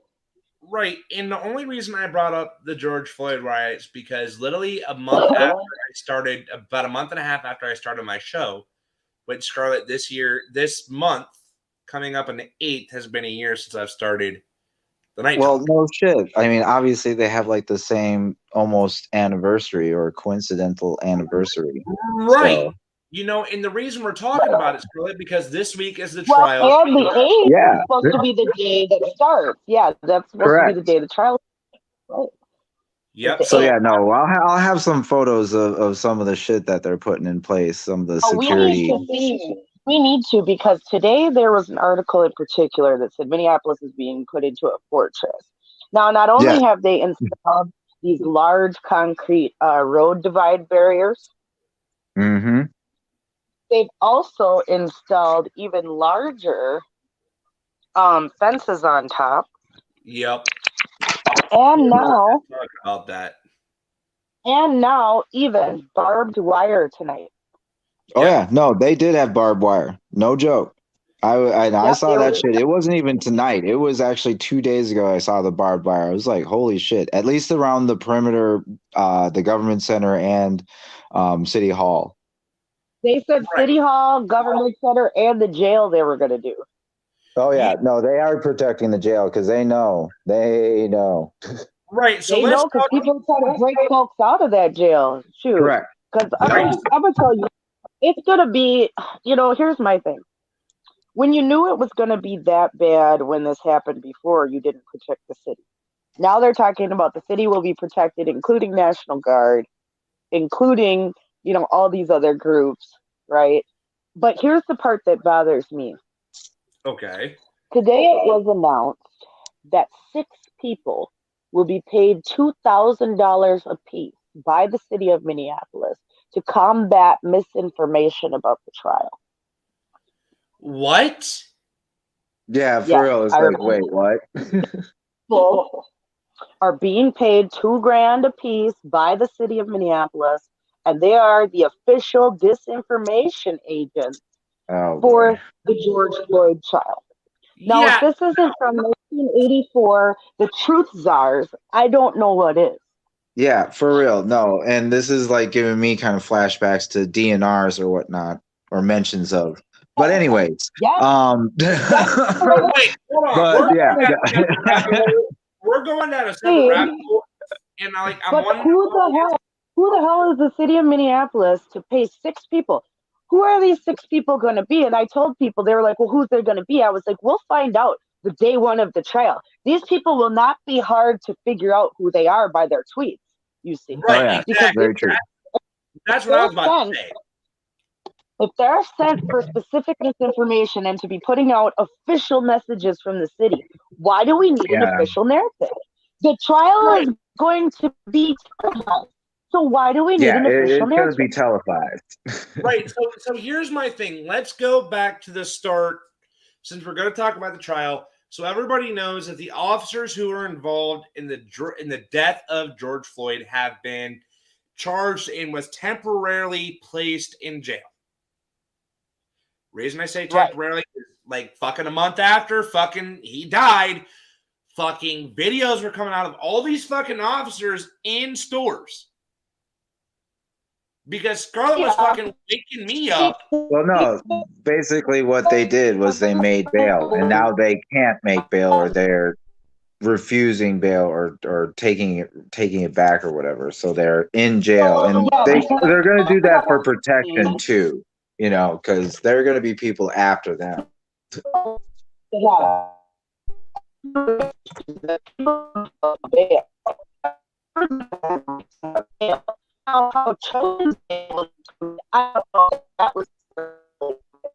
Getting kind of robotic there, Scarlett. Sorry. Yeah. When that happens, you know, 1.5 is kind of a big deal. Right. You know, was that the appropriate way to get out of? It's worse than Snopes, Mitchell. It's worse than Snopes. 6 random people that are getting paid $2,000. Who are these people? Who are paid $2,000? Well, yeah, because everyone who has a brain knows that they aren't necessarily going to be that random. You want to know what? The idea or concept for it. Well, but that's the whole thing, Scarlett, is it's been about the controlling shit, and you know what we were alluding to last night with like the V for Vendetta references of like the fear and coming out with like all this fear whenever things started like actually progressing or returning to normal on their own and against their narrative. Like they created all these sort of things, and now you've got like variations. You got California variations. Soon you'll have fucking Seychelles variations or whatever. But like they've always been trying to manipulate the message from the beginning, and so like this isn't too surprising that they'll have more people trying to manipulate the message and what's actually going out as far as information, because we knew that was going to happen. We know, like I don't really trust most of the people, so Yes. Here's my question. As you Scarlett, you're really breaking up right now. Yeah, you're ununderstandable. Good evening, MGTOW. MGTOW. Scarlett, you there? Is that better? There you are. There Yeah. we go. That sounds clear. I didn't even move anything, but I'm losing signal for Well, I whatever wouldn't reason. doubt But if here's my they're question. fucking with you. I wouldn't doubt if they're Oh, trying yeah, to manipulate the message again. Oh, I'm sure. Because here's my question. Why even admit that they exist? Because If I was the city of Minneapolis, I wouldn't have even said anything. I would have just hired these 6 It's that people. and had them bullshit. It's the political covering their asses sort of aspect, so they can say that they've been full transparency, blah blah blah, etc. etc. Bullshit, bullshit, bullshit. Right, exactly. Like, here's my thing. Like, so I was talking, you know, a lot of the officers down here in my state know about the George Floyd trial and have been keeping up with it, right? Obviously, it went around the world. Yeah, So- exactly. Like, I don't Right. think a police officer on the planet is not going to be paying attention to this. Well, I was talking to one today over the phone. You know, we were having a phone conversation about it, and he brought this up. And here was his explanation to this. Who is it? It's probably people that belong to the city that actually watch this, right? That actually work for the government in the city, and it's not just some 6 random people that they're saying. No, it's not. It's not going to be Dwayne, 6 I said random that like people. It's 10 gonna minutes be, ago. Yeah, like not only that, they're saying that they're going to be like influencers. Oh God! Well, of course they are. I mean, that's the Hmong, Latino, Native to make it more accessible to communities that do not typically follow mainstream news sources or city communications channels. Yeah, no, that's just no. Listen, people who do not follow mainstream news sources or city communications channels. Right. Exactly. So that's Well, see, I don't know. I've maintained the aspect that a lot of influencers are basically just SS officers That's pretty much all they are. out there And they just to said get Nikema Levy. the propaganda out. I mean, thought, okay, but hold on. Wasn't she Nikema Levy Pounds last year? yeah. Yeah. Not Nikema Levy Armstrong? Well, I Okay. don't know. Wasn't she Nikema Levy Pounds? Well, oh my God, there's so many things. It wasn't Armstrong. Yeah, it wasn't Armstrong. That's interesting No, it that wasn't she Armstrong. changed her name. No, it wasn't. Nikema Levy Armstrong, a Minneapolis-based civil rights lawyer and executive director of the Wayfinder Foundation, was among the local activists, which this heifer called for gangs to go shoot white people. So I don't have time for her. She said it was crucial that the city be transparent about who the influencers are, how they were selected, and which parts of their messaging come directly from the city. And I think that is important too, because who are these people, and why do we have an official narrative for Black folks and for Native folks and for Somali folks? And we know that they're going to be Muppets. Like, let's just be real, and let's not try and fantasize or trying to postulate. We know damn well they're going to be Muppets, and they're going to be people who already work or are in that sort of fucking, echo chamber. And so, yeah, they're going to just sit there and they're going to get their propaganda out. Like, oh yeah, everything's fine. Just like I said last night, the shit's burning around them, and they'll be like, everything's fine. Right, just like they did when everything was fucking burning down. They said that the role is formally called cultural social media contractors. They are not meant to speak to the city or push a narrative, but rather communicate facts about city services and other news related to the Chauvin trial. The trial and later the trial of the other 3 officers charged in Floyd's death. Those messages may include updates on public transit disruptions, curfews, or disclosing when the jury begins deliberations. Oh yeah, it's not really about getting people to change their mind on a particular thing. It's giving people the information that they can consume to make their own decisions. Rubendorf notes that the city has used the same strategy in the past. Social media contractors were hired in 2018 when Minneapolis hosted the Super Bowl after a car fire in one of the city's Somali communities prompted concerns about terrorism. So it's interesting. They say just after Floyd's killing, a man killed himself as he's being pursued by Minneapolis police. Rumors that police shot the man quickly reignited tensions and led to an unrest and citywide curfew. Police released a video of the incident within 90 minutes and shared it with community leaders, including Levy Armstrong, who went voluntarily to the scene to help ease tensions and dispel rumors. Those are examples of how this system is intended to work and work in a way so we can hear from multiple communities across the city. Jamar B. Nelson, who works with the Mother's Love Initiative, an anti-violence nonprofit organization, said he understands people bad-mouthing the strategy, but thinks the plan might help. The group is among those expected to receive a contract with the city to work as a community partner. Here's one of them right here. Like I said, they're going to list who these people end up being. And why would we listen to these people? Who the hell is this guy? I've never heard of him. Well, a lot of people you probably won't, because a lot of these weird sort of influencers or activists or organizers are basically like unknown people to them and hiding kind of in the shade or the shadows, and now they're just finally coming out. Like, dads, those groups. There are people who are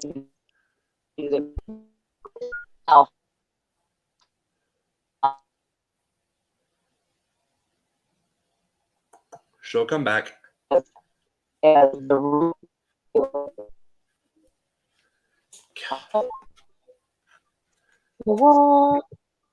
I know we'll have to figure out some way to boost her signal.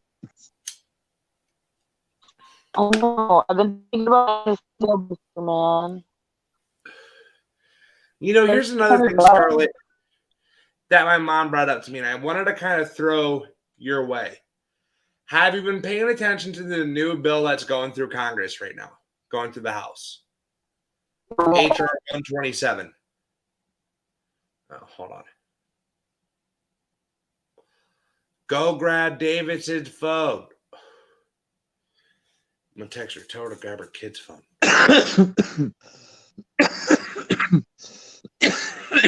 Try something. Device is not connected. Scarlett, you there? She's trying. They're really zapping her. Every time she tries to come back. Okay. No. Well, there's been a lot. There's been a lot of zappage of late here in Minnesota. Oh, dude, what's happening? It was happening to me most of last night, dude. No, it was happening to you as well. Yeah. Yes, Are you there, Scarlett? I am. Okay, so the bill I was talking to you about, HR what? HR 127, it's the 127. new gun. It's the new gun law, the new gun bill going into place. Okay, let me look. HR what? HR 127. I have it up here. I'll put it on the screen. I have it. What you said? HR 127. Here, I have it. Look. Okay, yeah, it's the Sabika Sheikh Firearm Licensing and Registration Act, right? So they're wanting to do the psychological Sponsored by Sheila Jackson Lee. That's a joke. So we Sheila were going Jackson Lee was the one who introduced it. right. So this was I had already mentioned that. so this was brought to my attention by my mother through a TikTok video earlier today. Right. Which is how we've been getting a lot of honestly a lot of information that the mainstream media is not throwing out here. Right? No, because they protect Biden's ass.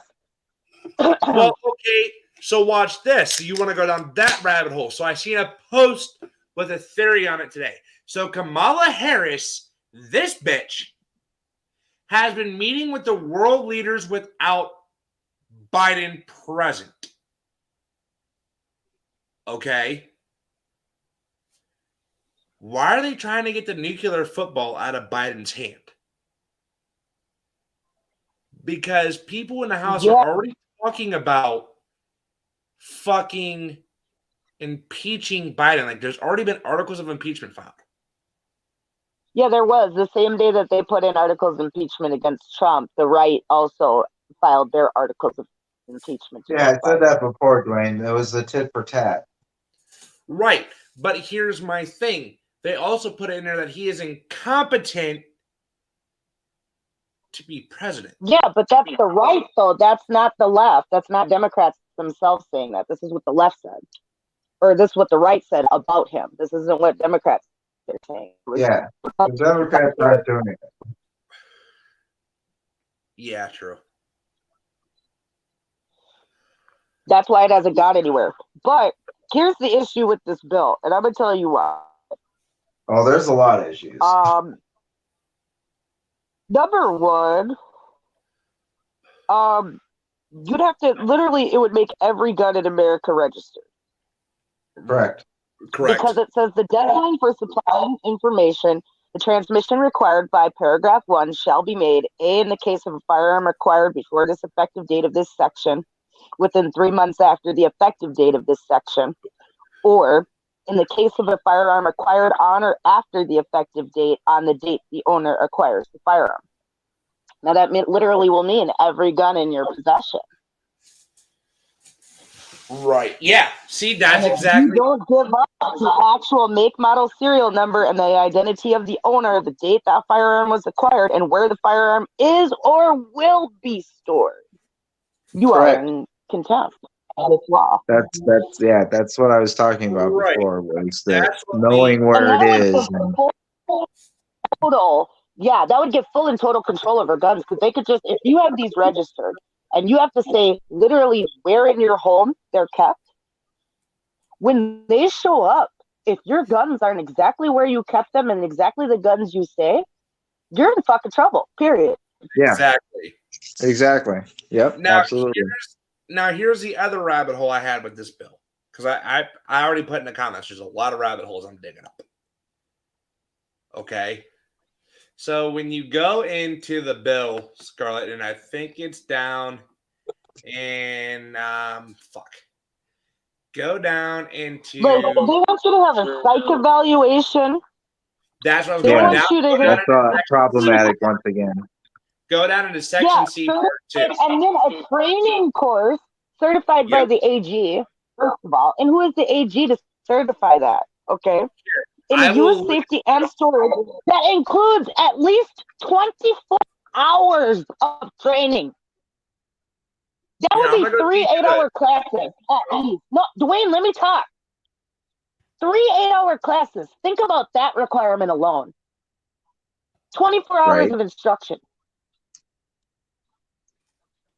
Where would you go get said 24 hours of instruction? And how much would said 24 hours of instruction cost? Correct.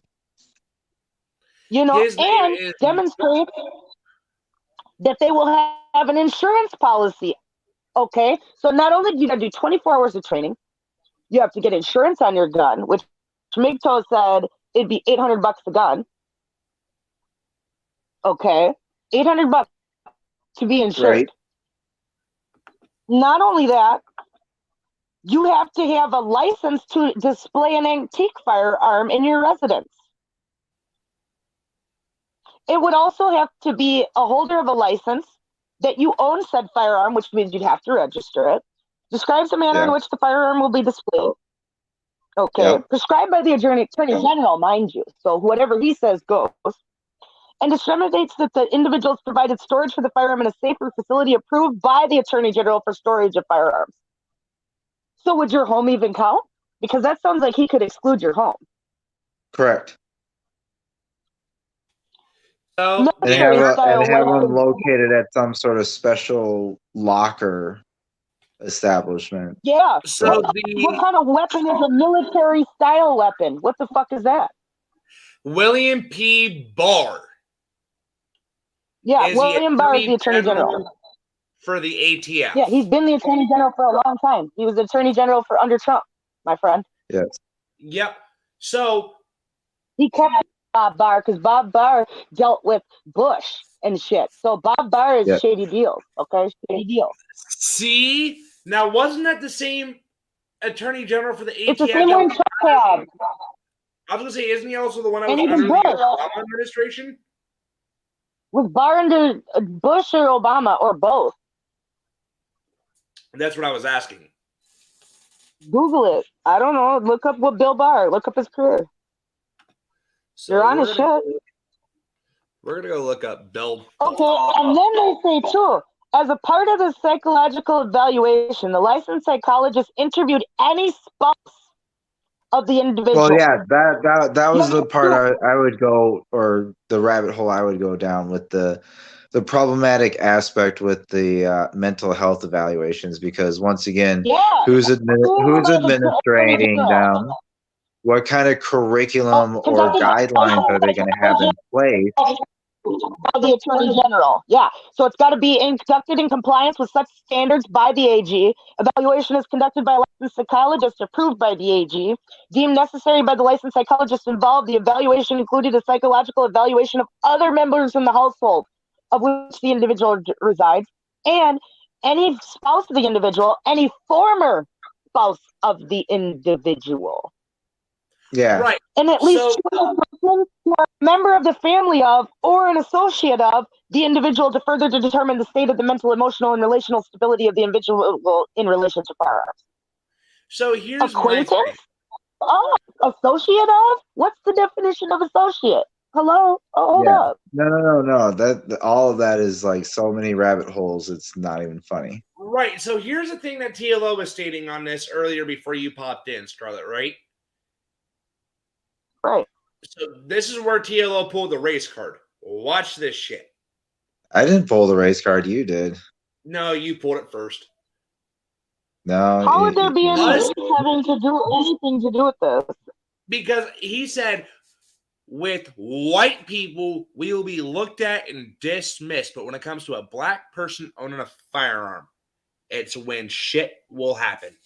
That's exactly That your is words, true. Dwayne. Well, to some degree, it will be true. But at the other time, too, that means you immediately lose your weapons, Dwayne. Well, Yeah, and with the and I mental evaluation, like you get really dicey with all that sort of thing, especially with the They socials, go especially with even here. Hold on. They even go here. The Attorney General shall deny a license to an individual if the individual is prohibited by federal law from possessing a firearm, or the individual has been hospitalized with the mental illness, disturbance, or diagnosis, including depression, homicidal ideation, suicidal ideation, attempted suicide, addiction to a controlled substance within the meaning of the Controlled Substances Act, or alcohol, or a brain disease, including dementia or Alzheimer's, or on an account of conduct that endangers self or others. No. When they say on account of conduct that which endangers, basically kind of includes like at least 40% of the population. That's me. not even If that. you look at Not that even part of the that. Not bill, even that. I said Yeah. you're done. You would be done. Yeah. I would even be done because that's in my history. So a lot of people would be. They say over 50% of Americans have mental illness. Everybody's X'd out right there. so like, Well, here's yeah, my that's the thing. Is the mental illness thing is the rabbit hole that they can exploit. Yeah, Well, on account of conduct though that endangers self or others, where they're going to get people on that is they could use the public health rules that we have right now to take your guns as well. Because when you don't vaccinate, when you don't wear a mask, when you don't do this or that, that would be endangering yourself or others under the Public Health Yeah. Act, and boom, there goes your gun. Yeah, well, they could you use can that. illegally- But that's what I'm saying is like this leaves open so many little clauses that they could exploit, and that's the whole They point. say either chronic mental illness, disturbance, or a brain disease, is addicted to a controlled substance, has attempted to commit suicide, or prior psychological treatment or evaluation of the individual indicated that the individual engaged in conduct that posed a danger to self or others. Any Well, individual okay. who's under indictment for a crime punishable by imprisonment term exceeding 1 year would be suspended. So anybody. Well, so watch this. Not only does that just exclude me because of mental illness, that excludes me because of I've been addicted to a controlled substance. Yes. I have a brain disorder. I have seizures caused by trauma. Yeah. And that's another thing that people don't realize. Traumatic brain injuries would fall into that category. Well, watch So this. if you were in an accident or got a concussion, Postpartum depression, anxiety, ADHD, any mental health disorder. PTSD, absolutely. Well, watch this. I'm going to throw my diagnosis and out here. MGTOW has got a point there as well. Right. That's where the spouses and the ex-spouses and shit get problematic. Yeah, watch this. It's at any former spouse. Well, watch this. I'm going to throw my diagnosis out here, and this is where it really gets fucky. I don't care. PTSD, ADHD, bipolar, multi-personality disorder. I already said that. Any mental illness, Dwayne. Any mental illness. Yeah. Any mental illness. Dude, you can say any mental. That's every single one of our veterans. Correct. That's every single one of our veterans. What? Tell a veteran they can't own a fucking gun? Think that's going to go over well. That's the point. Well, but that falls into what I've said or alluded to before, where this whole thing seems problematic from the get-go, not with just the stupidity within the bylaws and all the little clauses, but the actual administration and infrastructure and all that shit to try and actually have this enacted. Would be ridiculous. Yeah, you couldn't just enforce it. It wouldn't be able to happen. It just honestly wouldn't. It really wouldn't. Because let's see. I just saw in the news that like some family that was digging trees found like a cache of guns and shit. So like there's stashes all over the place. Why would you even give those guns up? I would have been like, anyway. There's that too. No music. No. This is important. Put that shit down for a second. I might have somebody who's a gun hunter coming on. Dwayne. No. Yeah, let's put the guitar down. We got Scarlett on. And I'm we're holding doing it. serious talk right now. And put it down. It's distracting. Put it down. This is important because we found out what military style weapon means. Oh shit, let's So go. we have a yes. That's why I said, hold on, Dwayne. We got some good shit right now. The term military style weapon means any of the firearms or copies or duplicates of these firearms in any caliber known as Norinco, Mitchell, and Poly Technologies Avtomat Kalashnikovs, all models. Action Arms Israeli Military's Uzi and Galil. Beretta AR-70. Colt AR-15. Fabrique National FN/FAL/FN/LAR and FNC. Yeah, the SWG FNCs are nice. M10, M11, M11-9, and M12. Steyr AUG. Intratec Tech 9, Tech DC-9, Tech 22, revolving cylinder shotguns, such as or similar to the Street Sweeper and Striker 12, a semi-automatic rifle that has an ability to accept a detachable magazine and has at least two of folding or telescoping stock, a pistol grip that protrudes conspicuously beneath the action of the weapon, a bayonet mount, flash suppressor or threaded barrel designed to accommodate a flash suppressor, and grenade launcher, or semi-automatic pistol that has an ability to accept a detachable magazine. Now hold on though, because look, all semi-automatic pistols could take a magazine. Look. Yeah, And exactly. an ammunition magazine that attaches to the pistol outside of the pistol grip. A threaded barrel capable of accepting a barrel extender, flash suppressor, forward hand grip, or silencer. A shroud that is attached to or partially or completely encircles the barrel that permits the shooter to hold the firearm with a non-trigger hand without being burned. A manufactured weight of 50 ounces or more when the pistol is unloaded. A semi-automatic version of an automatic firearm. And a semi-automatic shotgun that has at least two of folding or telescoping stock, a pistol grip that protrudes conspicuously beneath the action of the weapon, a fixed magazine capacity in excess of 5 rounds, and Every mag is 12 rounds. Bruh. Every fucking magazine out there is a 12 what? Bruh. And I'm telling you, that's literally that's all the guns. I mean, a semi-automatic pistol that has an ability to accept a detachable magazine. That's most guns. Bro, most every semi-automatic pistol. A Taurus 9mm holds even though that gun reload. Right, even though that gun's small as fucking put that bullet back in there. Dude, that gun may be small as shit, but that fucking gun, that mag holds a fucking 11 plus one in the chamber. That's 12 that you fucking have. Yeah, my gun's 11 plus one, and I have a small 9. So, like, here's my that's thing. ridiculous. Oh, hold on. I got someone popping in. I see him. Ooh. My buddy David, who is a gun owner. Soon as he pops, soon as it lets him pop on, he has internet issues. Gun owners. But yeah, listen to that though. That's absolutely ridiculous. So they will not be able to possess a firearm. Muskets and Colts and maybe a couple of revolvers, and that's about it. What's up, David? How you doing, bud?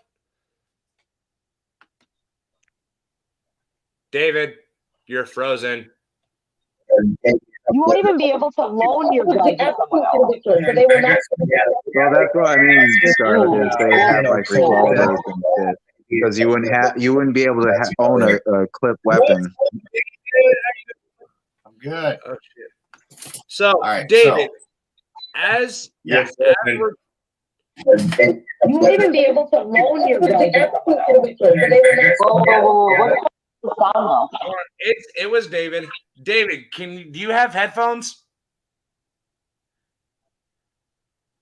You can join in by your phone, fucker, where you have your Bluetooth. Yeah. You won't even be able to loan your gun. Hold on. It was David. Do you have headphones? Yes, I do. I'll go grab some. You can join him by your phone factor where you have your Bluetooth. And then mute him. You get your headphones. You gotta mute him until he comes back because it's screwing the sound so bad, hun. Yeah, I know. Oh shit. We lost Scarlett for some reason. Hold on, David's going to get headphones.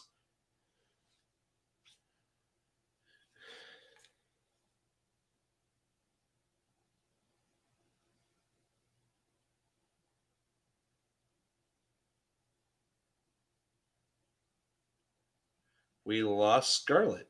What the fuck?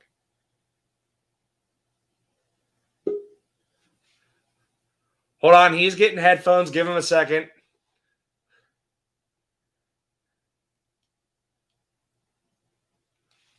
All right, let's try and meeting him now. All right, David. I can't hear you. What the hell?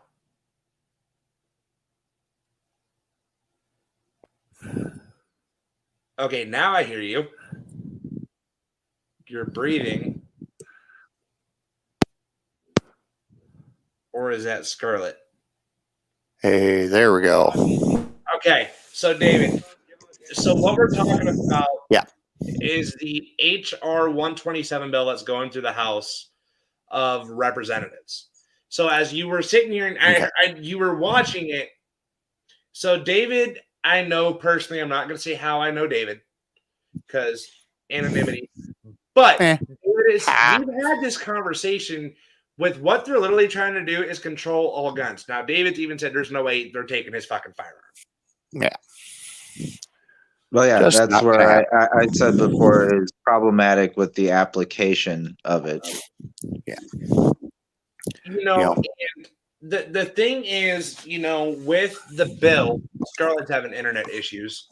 And hell, I'll put it out there. Like, we're in the realm today, and most people don't talk about it because, well, I don't know if most people aren't privy to it, but we're in the day and age where we have, I will say, 3D printers, and so there are also ways to get around the registration aspects as far as maintaining a cache of weapons. So there is that also to keep in mind. The other side of that is that every time that one of those blueprints for the 3D printer is downloaded for the handgun type of thing, that's a thing that you are registered that you downloaded it.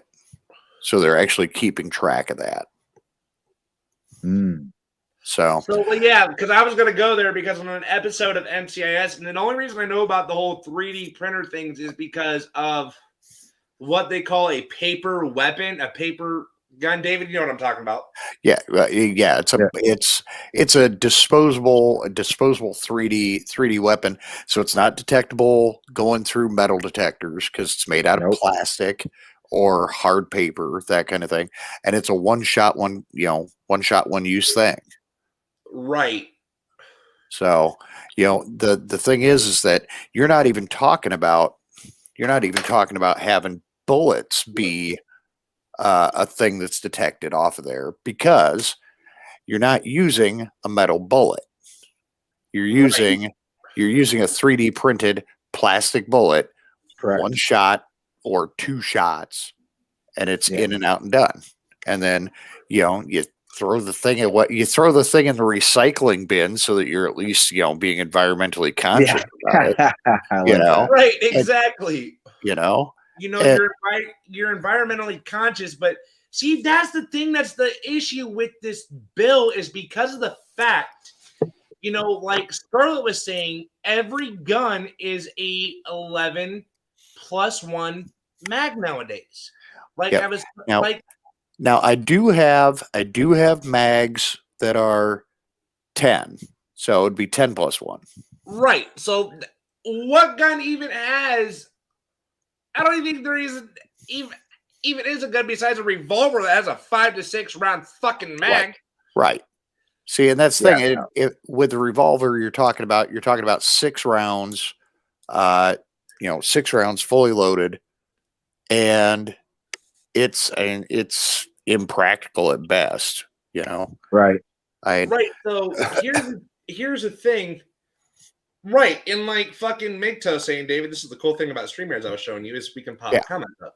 You know, they basically want us to have fucking muzzle loaders. Now, mind you, I am an owner of a muzzle loader. I just don't have it in my possession. It's passed down from my father to me. My uncle's holding on to it until I'm more mature to have it. Here's the thing, though. A muzzle loader ain't the best fucking thing for home defense because that bitch takes fucking forever to load. Yeah. It's one of those things you have to have it. You have to have it set up and ready to go ahead of time. And I mean, Dwayne knows this about me. I've got a single handgun. I have a single handgun. The likelihood anybody is going to walk to my door and say, "Hey, you've got this handgun. We know it's registered to you. We're going to take that," without me at least emptying 2 or 3 of these out, is pretty slim. Right. Right. And here's the thing, and that's when it, because I'm sitting here and I have the, this is a good thing about our phones, is they have the PDF where we can pull it up into a PDF file. And David, I'll actually send it to you here in a minute so you can take a look at it. When it says, because I'm going back down into it, where Scarlett was reading, let me find it again, where it says folding or telescoping stock, pistol grip that protrudes conspicuously behind the action of the weapon, fixed magazine capacity in excess of 5 rounds, and an ability to accept a detachable magazine. Fucking a pistol. The fucking pistol grip is behind the fucking action of the weapon. Right. So is that of a fucking muzzle loader. The fucking butt of the stock is behind the fucking gun. You know what? And here's the thing. And I'm shutting my door so my mom doesn't yell because I don't need my mom coming up and yelling at me again tonight. No, here's my thing. Is like, and, this is the first time I've had anybody that I know, like David, on the show, but I know he is a valued gun owner. He's a responsible gun owner. He wouldn't shoot somebody out of spite because of a fucking resentment, going like, "Hey, I fucking saw you 20 years ago. I'm gonna fucking pop you in the fucking chest." Right. It's not like if fucking his kid's in the house, right, and you fucking walk through the fucking door, I'm putting a bullet between your fucking eyeballs. I'd go for a knee shot, but but my thing is what I'm saying is this bill, when they say mental disorders, that basically fucking throws all of us out the fucking.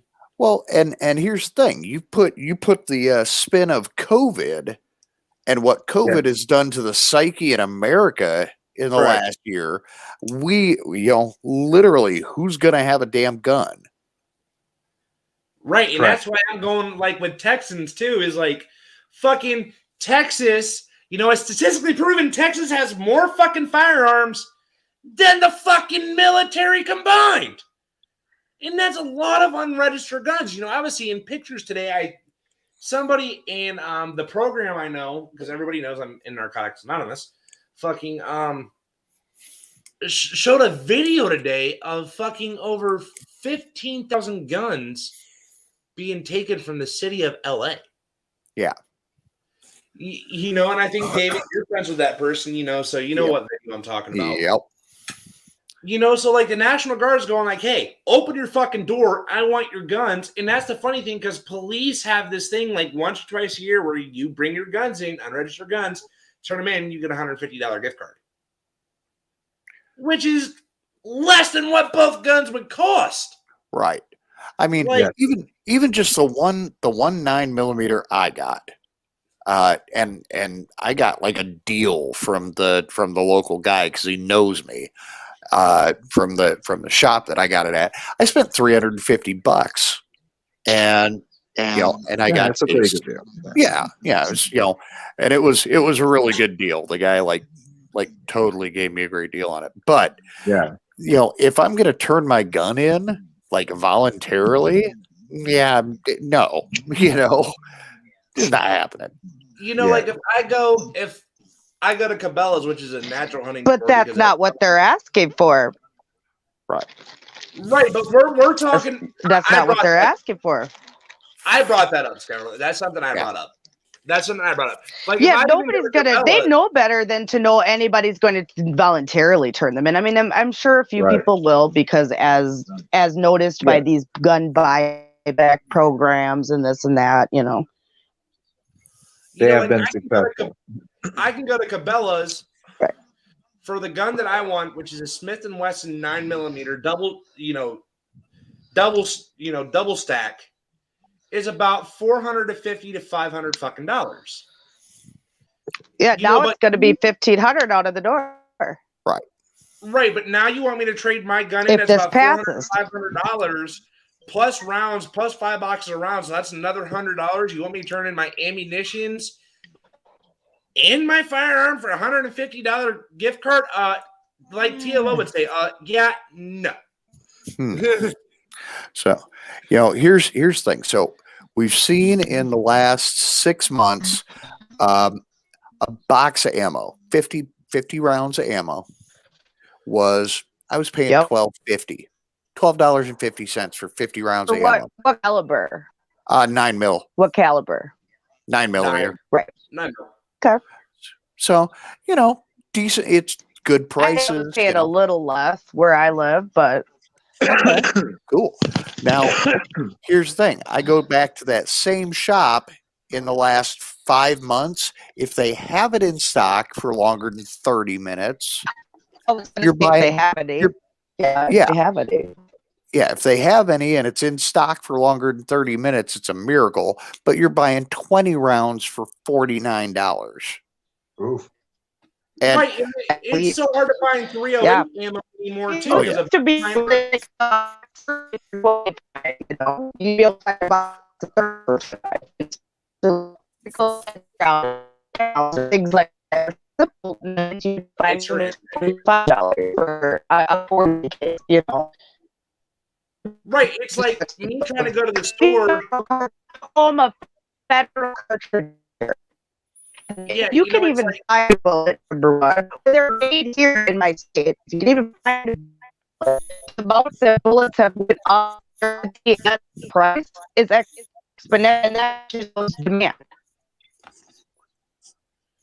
And here's the thing, like when I went to go pick up my ex the one day, my buddy, we were at Cabela's looking for 308 ammo because he has an Uzi out 6, which is a 308 round. Cabela's hasn't had 308 rounds in for, they said, like 9.5 months. They get it in the fucking store and it's like gone in like 2 minutes. right. So he can't even go to the fucking gun range with his fucking 30 out because he can't fucking find the ammo. Right. Now, here's the worst part is, like, let's say you're a responsible gun owner, you're just going to the range, you're not looking to like store up and make some big cache of weapons and all that kind of thing. Ammo. So the brass, the lead, and the gunpowder is just as scarce and just as high priced as going and buying a box of ammo. I've got a friend of mine who will remain nameless and location is to be determined, Right. who has 10,000 brass for 9 mil. And he's literally said that he works as an iron worker. He is getting lead from his work so that he can Smart. cast those nines. But it's like, if you didn't plan ahead, if you didn't plan ahead for a shortage of gunpowder or a shortage of lead or a shortage of brass, you're stuck, Yes. Right. And David, so During the pandemic, here's the thing.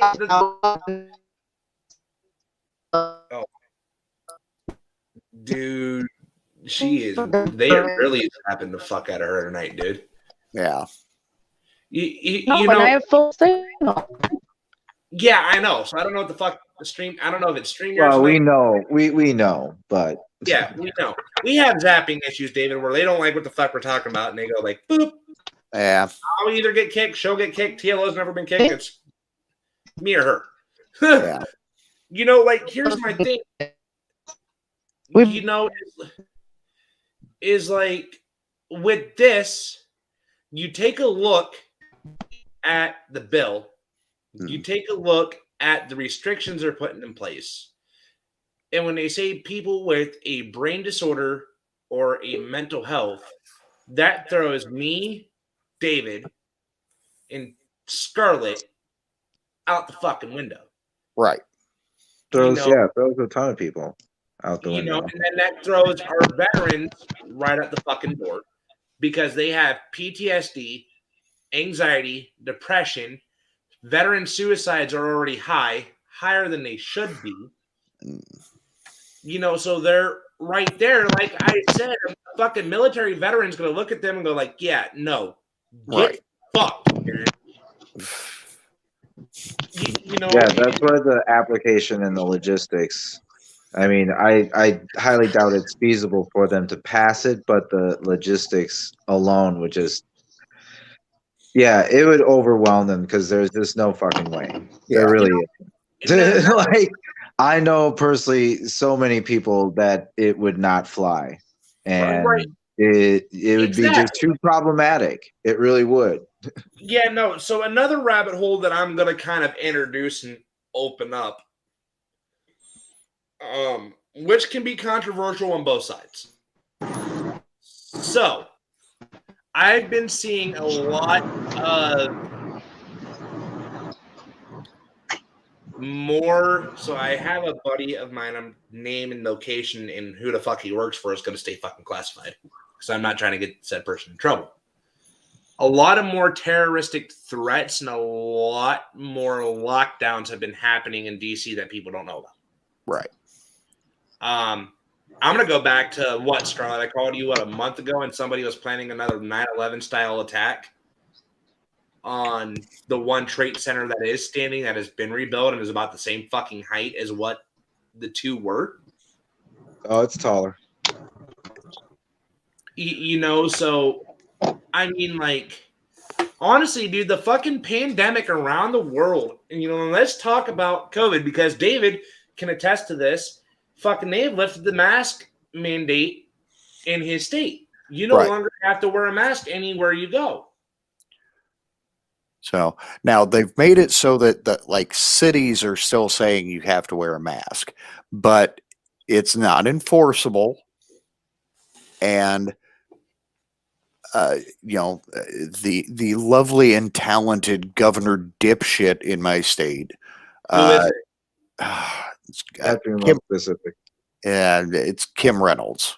It's Iowa. Yeah, fuck him.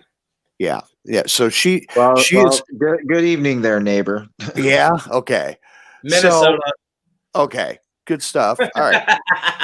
Yeah, so I have to deal with dipshit walls. So Right. I get You to know. deal with dick wine.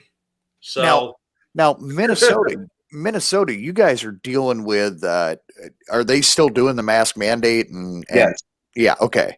Because I've got people up in that area. You know, the mask mandate is only as good as the people who are willing to follow the mandate. correct. You know, It really is. and I the place that I had been working before I got COVID and it fucked up my COPD. forgot about Yeah.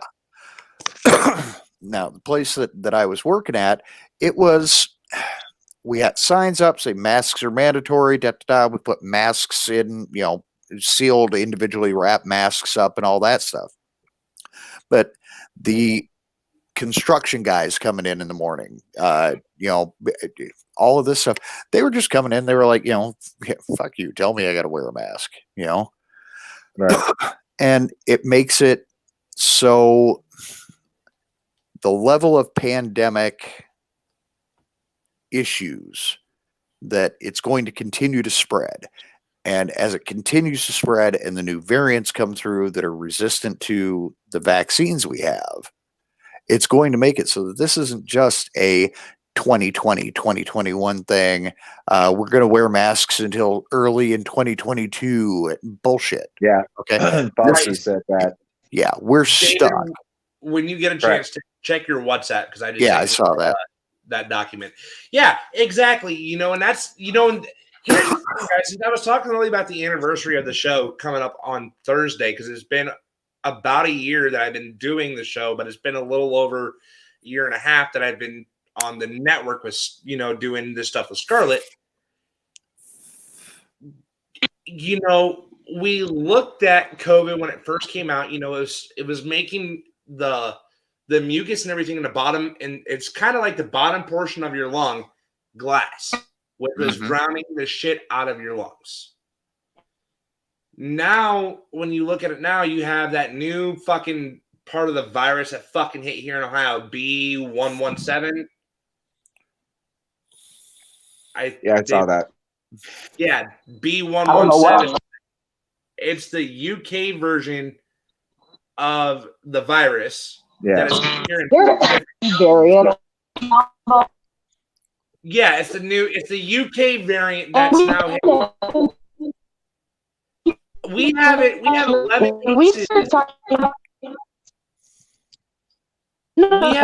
We We knew about this, Dwayne. Let me speak. We talked about this in February and March of last year. Exactly.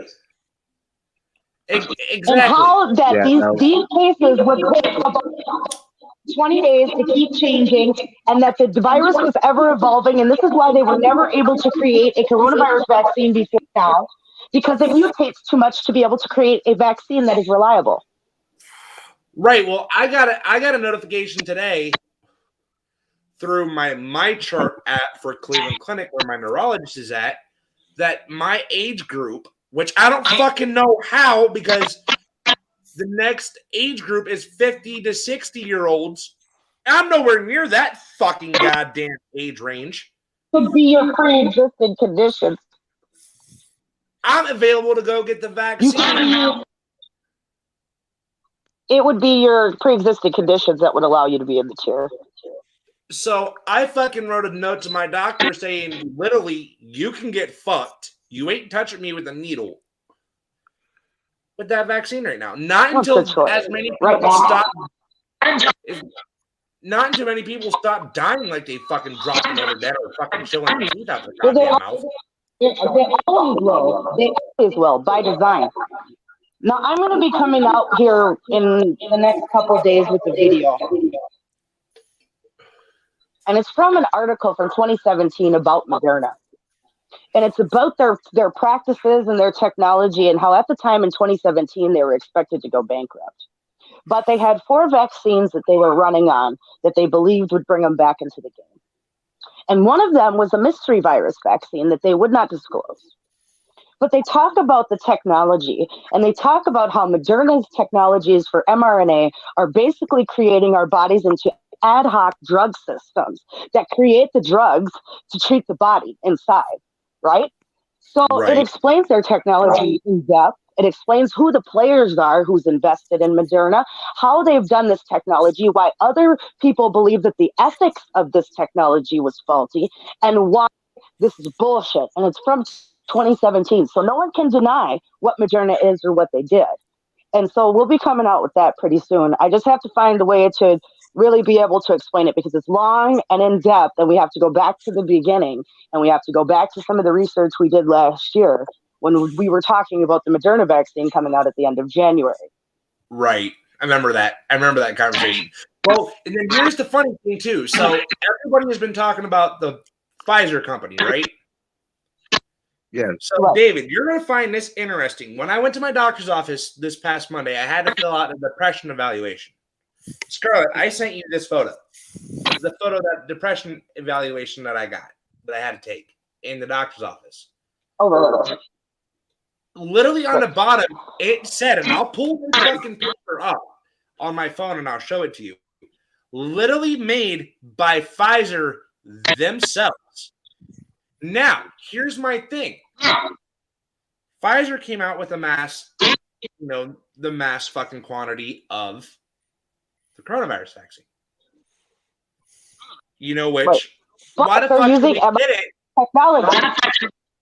Right. So The reason why they're doing that is because they knew 3 years ago that if they used mRNA technology, they would market it as a quote unquote clean vaccine that has no adjuvants. They knew that they could make this in a lab at the amount of 800 doses per hour, which for vaccines was revolutionary. This is why they went to this course. Right. So here's the picture I'm going to throw up. If you guys can see that once it gets still. Yeah. Right there in 1999, revised in 2005, Pfizer's name is on it. Now, this already throws a fucking red flag at me right here. Right here alone throws that red flag out. Why the fuck are you involved in mental health, but then turning around and getting involved in a vaccine? Now, mind you, me and David's had this conversation.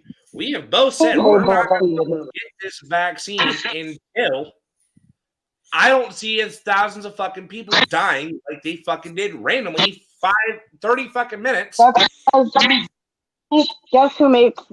what Pfizer made? What? Do you want to guess? Huh? Fucking losing Scarlet again. They're zapping her. Fucking. God damn it, leave her alone. Can you guess? So I want to say depression medication. yes. Correct. That's going to be Zoloft. They created Zoloft. So of course they have it.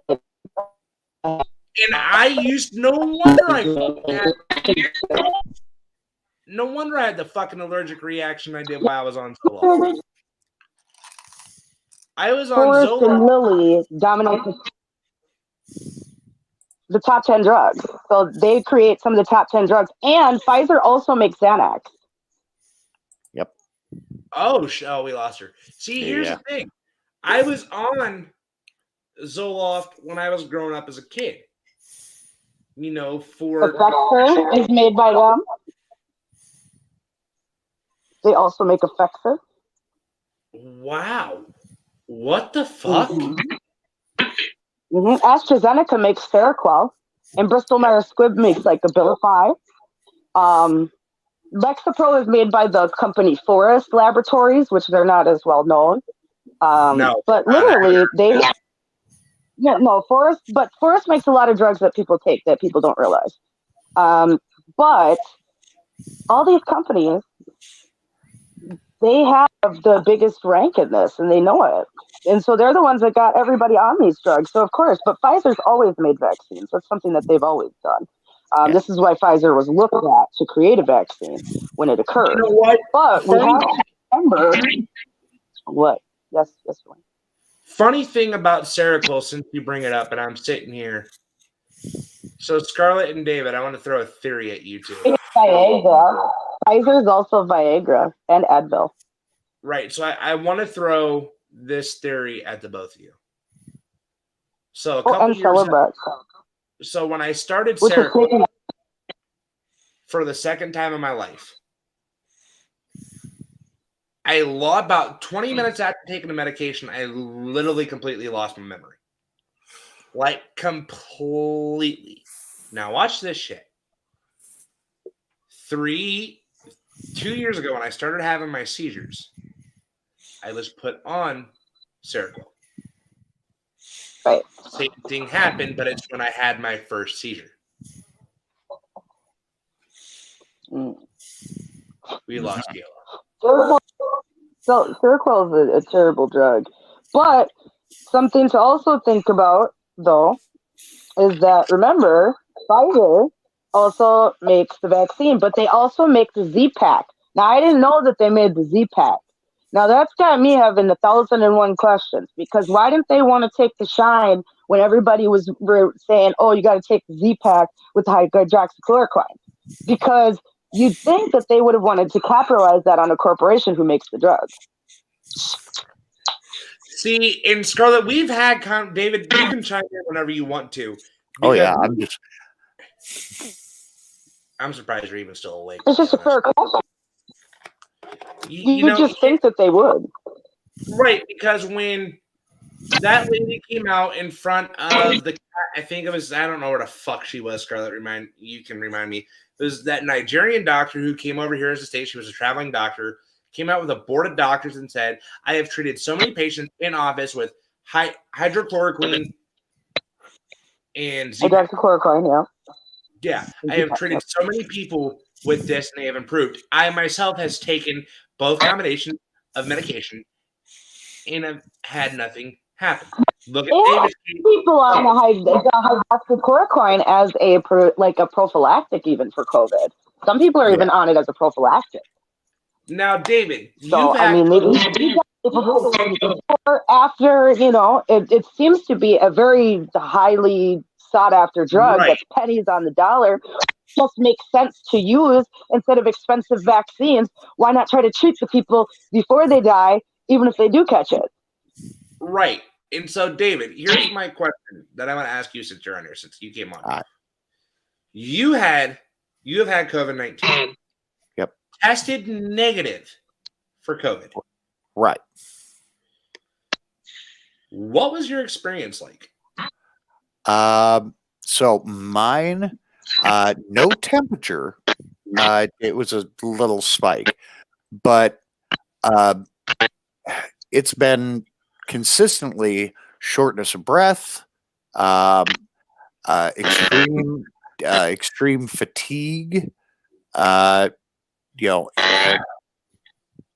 It's literally like I was like a super active guy.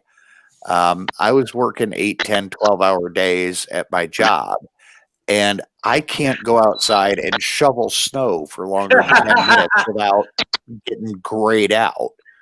So that happened to you the other day when you told me when you guys got to like 2 fucking feet of snow you guys did in that one fucking. Yep. Yeah, I'll be getting all our snow. We appreciate it. Yeah. Sorry, she's laughing. It's true. Yeah, it's true. This year, all the snow has missed us and hit him. So it's been true. So I laugh a little bit. I said, thanks for taking our snow for us. Hey, you betcha. Thank Do you. what I can.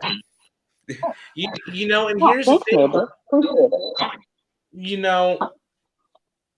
I was talking to a nurse in the hospital because Ohio's rates have went down. Yeah. It was the nurse that was doing my blood pressure testing. Yeah. She was my evaluating nurse. She said that the reason these tests aren't as effective as they are because one, scheduling is a bitch. Mm-hmm. Try to get in to even get a COVID test. Now, mind you, I've had 2 of these things, and I've had every symptom for COVID-19. And David can attest, I've had more symptoms again since I've got tested after I got at the hospital. I was down for about 5 days. I wasn't in my meetings. I wasn't doing nothing. And David called me the one day and he went like, "Are you okay?" And I went like, "No, I've been sick." Yeah. And it's like all my tests, dude, is because when you get tested, you're supposed to get tested 24 hours after the symptoms appear. Right. But you can't get in to get a test for 5 days. Yeah, you can't get a test for anywhere between 48 hours and 5 fucking days. And then the shedding period for COVID. They offered me one when I went to the ER. And they could do them in house. Yeah. So and this was at a small rural. So I had COVID symptoms back in June of last year, the first time, and went and got a test done. My doc, it was when they were first getting the testing set up. My doc got a test for me. They did a swab, sent me on my way, told me like the next day, "Oh yeah, no problem. You don't have it. You're fine. Go on about it." And I was down sick for about 12 days. Figuring, I probably had it. They said that the testing at that point was about 70% accurate. Now, when I went back in for testing in December, when I was having symptoms again and having all kinds of problems breathing, they did that same test again. And it took them almost a week and a half to get me results, first of all. And they said it came back negative, and that the false negatives in that were sitting at about 70%. Well, here's the thing, too. Me and Scarlett have figured this out is because the way that the PCR tests are being spun, they're supposed to be spun anywhere between 36 and 40%. They're being spun. No. They're being spun at 39 cycles in most states to get back their result. A PCR should be scanned at 36 or less cycles. The more cycles after the threshold of 36 increases the rate of false positive by over 90%. This is why in the first week of the Biden administration, they switched to a lower PCR cycle threshold, while all the numbers are disappearing magically now in the month of January and now February. Well, yeah, because watch this. When I was in the hospital, Scarlett, when I texted you and I called David, well, I tried calling you, but you were doing something. I called David and let him know. I was talking to the nurse in there. She said since January, she has only seen 3 positive tests come up in that month's time. Right. But when I was there, they didn't seem to think it was a big deal. But they've also resulted to the rapid test results, sending them to their lab in the hospital and having a test result back in 15 minutes. Now, they have these rapid tests. Now, which makes you wonder how they didn't have this set up and in place this whole time if hospitals were able to pull that out of their ass. Right. So now, here's my question. You know what I mean? Yeah. Right. So here's my question. Both times I've had my COVID test. The first time I had it, Scarlett, we said about 6 days. Yeah. Second time I had it, I had results back within 16 hours of the test. Because it came back, David, you remember, because it came through my chart. Now, here's my thing.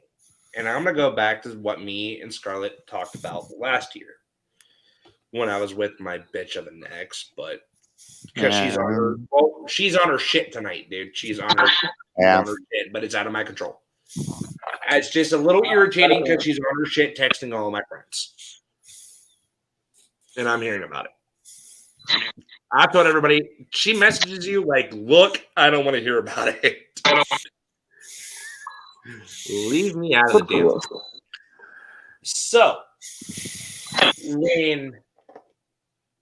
when I had my test done the second time, and when I was in the hospital, when I did my blood panel, they even said in there with my blood panel, they were looking for COVID, for my white blood cell count to be accelerated. That is another way. They could have the IgG test, the ones that we could get from China last February. They have the IgG now in most hospitals. All they need to do is take a drop of blood, put it on this slide card, and it looks like a pregnancy test, and it'll pop positive if you have the antibodies. And if you don't, they'll know if you either have it now or if you had it. And so that's the new test. Well, here's the thing. It's not on my paperwork because it's not charted. I have had antibodies for COVID. Scarlett, go back to November when I couldn't even do a show for be on air with you for more than 30 minutes because my breathing got so bad. Right. That's where my antibodies are popping up from. Is November. When I was out of work from Lowe's. Oh, right. Which I could see because I tested positive for strep and couldn't go back to work because strep was a symptom of COVID. Strep is not a symptom of COVID. Streptococcus is its own bacteria. That's not what StatCare told me, but that was just what I went with. That clearly is a lie, bro, because Streptococcus is a different You know disease. what? Streptococcus is the growth of the bacteria to create it. It's Streptococcus aureus. David, what? So, I want your opinion on this. When COVID came out and we were getting all the information on it, did you hear about how it was our fault when we went over for the World Military Games that Americans were the reason for COVID-19? What was your opinion on that?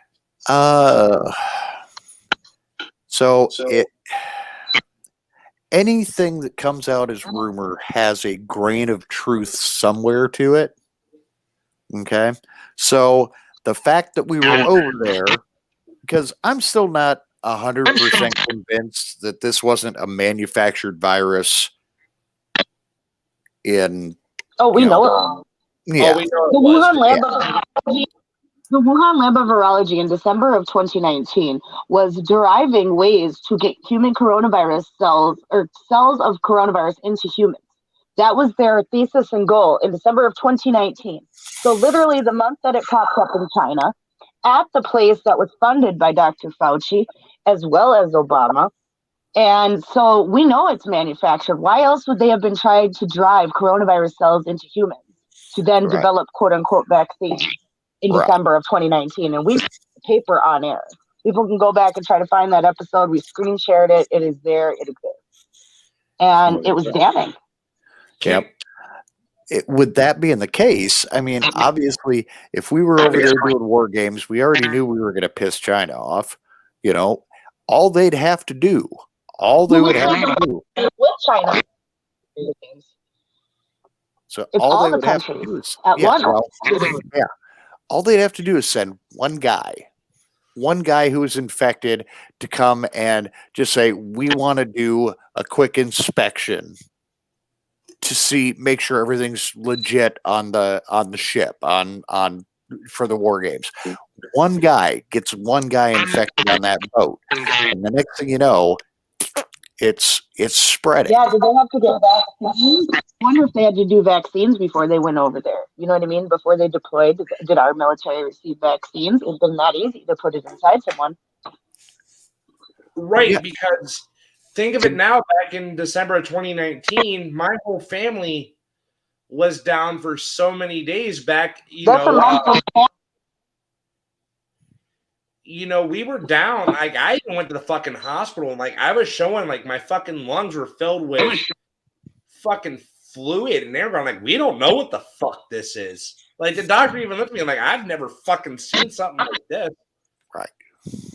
Well, if you put the timeline together, the military games were played in late October, November, and then you also had Event 201 at the same time at the Johns Hopkins University Event Center in New York.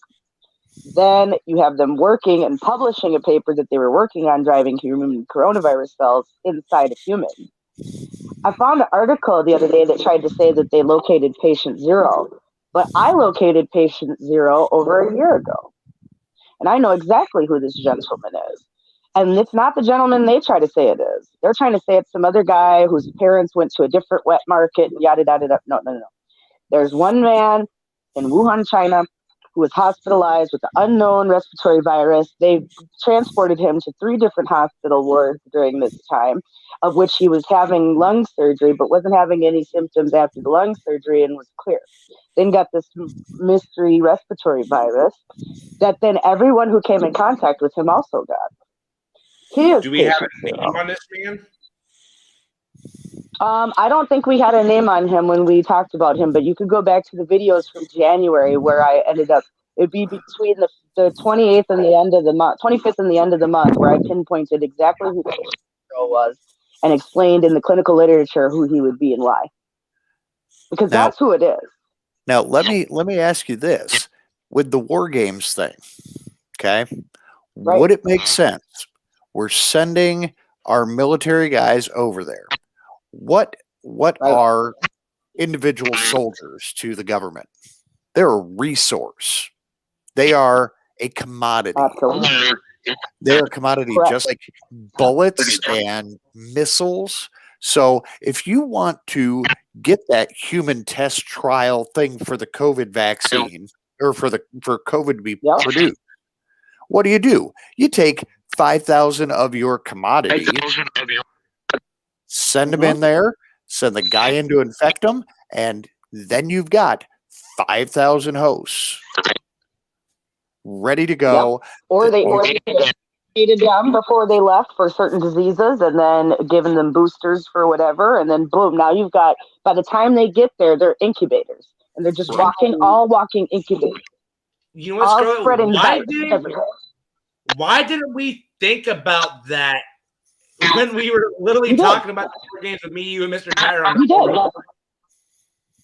No, we did. We did think about that. Because I'm going to tell you why we thought about that. Yes, we did. We thought about this because what if you got to think about what the Military World Games is? It's a collection of all of the most powerful militaries who go out and play and effect in war games on both sides. Okay, so you have Germany, Italy, all the countries out there, right? Right. What better place to start a worldwide infectious disease disaster than sending people from every country and every military into China during getting ready to be the season right before Chinese New Year, of which 1 billion people migrate worldwide. You get them to play the war games because they do last about 6-8 weeks. It's not a quick process. They do play war games for quite a while. They go out in the South China Sea. They do exercises, all types of shit. Ground games, air games, sea games, all the games. You know, it's like, dictator hard on because they all love it. Because they sure can get along for those. Well, it's true. They sure can get along for the Military World Games, but then act like we're adversaries at any other given time and moment. It's their version of porn. Yeah, it is. And it's real life, and they get to play around with human lives. So what more fun than to send these people in? I don't think David caught what I said. I said, David, it's their version of porn. Yes, absolutely. Yeah, they get off on it. That's what I said. It's a dictator hard on.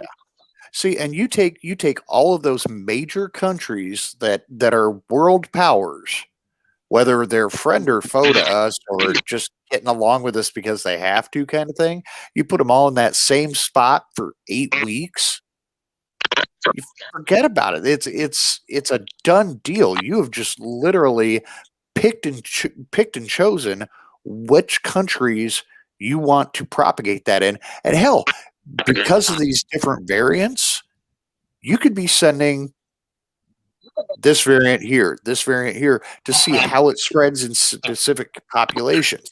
Italy didn't participate Italy didn't participate as heavily in the war games, and that's why they have almost zero infected people.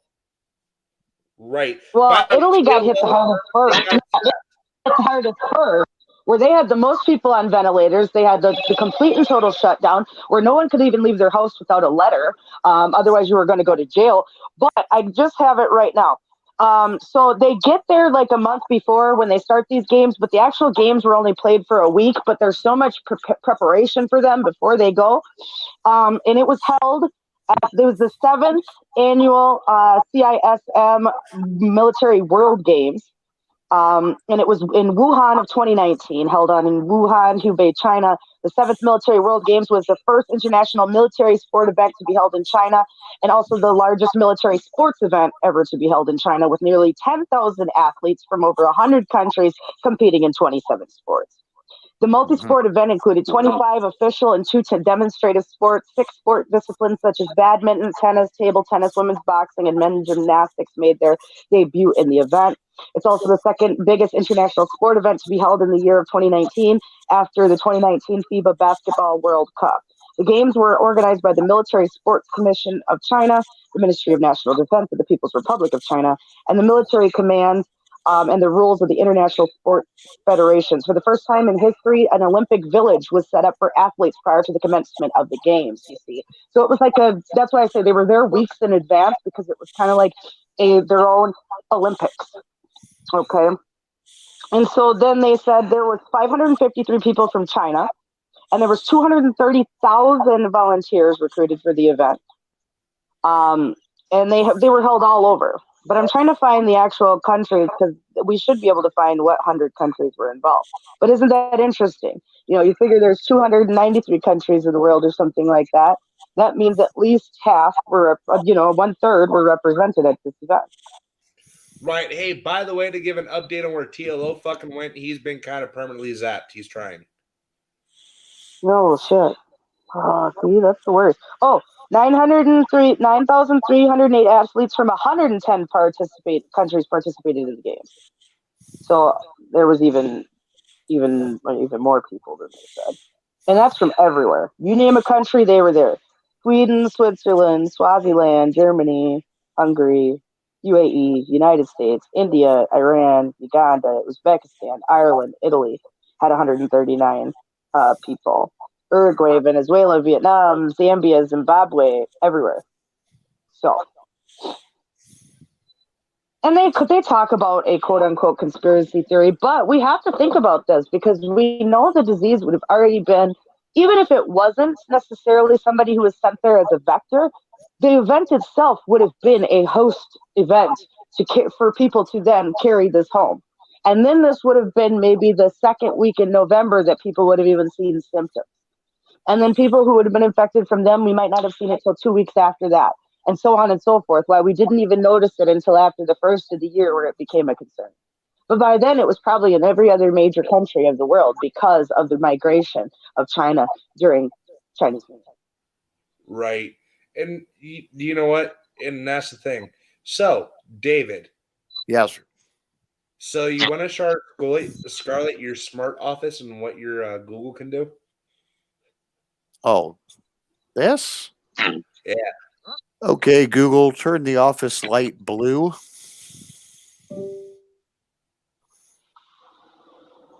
Okay, Google, turn the office light pink. Okay, Google, turn the office lights off. Didn't like that one. Oh, yeah, it did. Okay. Okay, Google, turn the office light white. They chartered flights out of Seattle Tacoma International Airport, the U.S. team did. There's an article about how they were a vector of disease, actually. Mm-hmm. And that they knew that this occurred. Right. So, okay, another rabbit hole I want to go down, but first I kind of want to do a thing.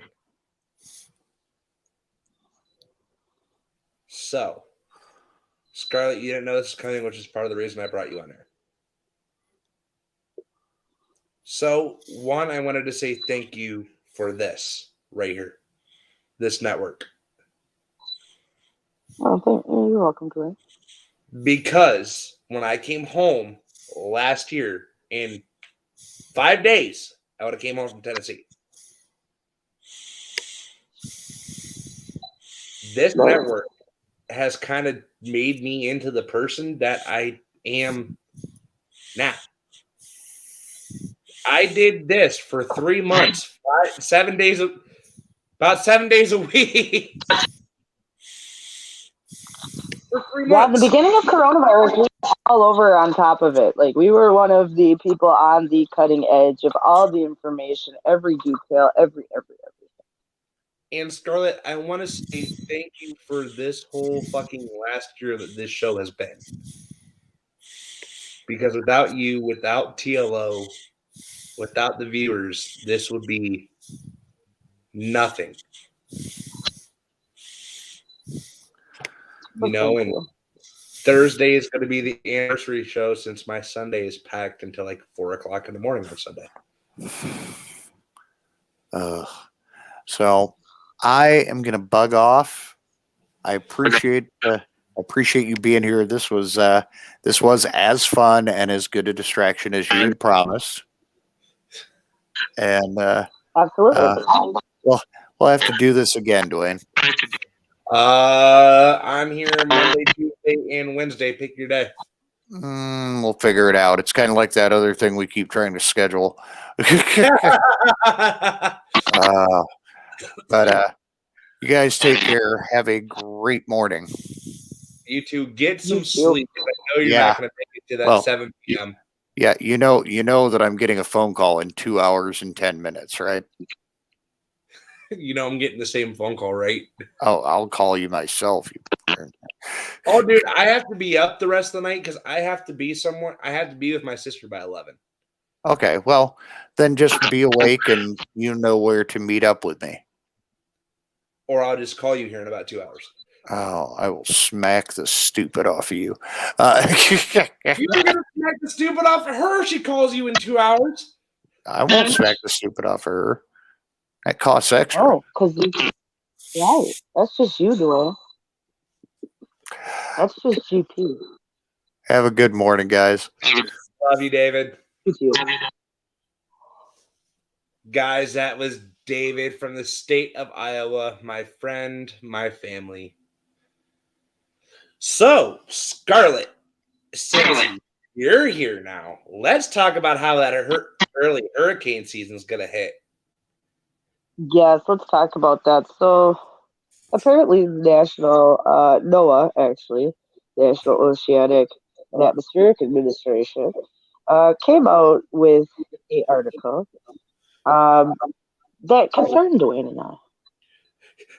And I'll tell you why. It didn't just concern me. It was going like, no. Well, it's a big one. So they came out with news in the last couple of days that Atlantic hurricane season to start earlier. NOAA is considering it. May 15th. So the article said storms have been named earlier in recent years. A team of experts will decide whether to start hurricane season earlier. The NHE will issue tropical weather outlooks earlier this year.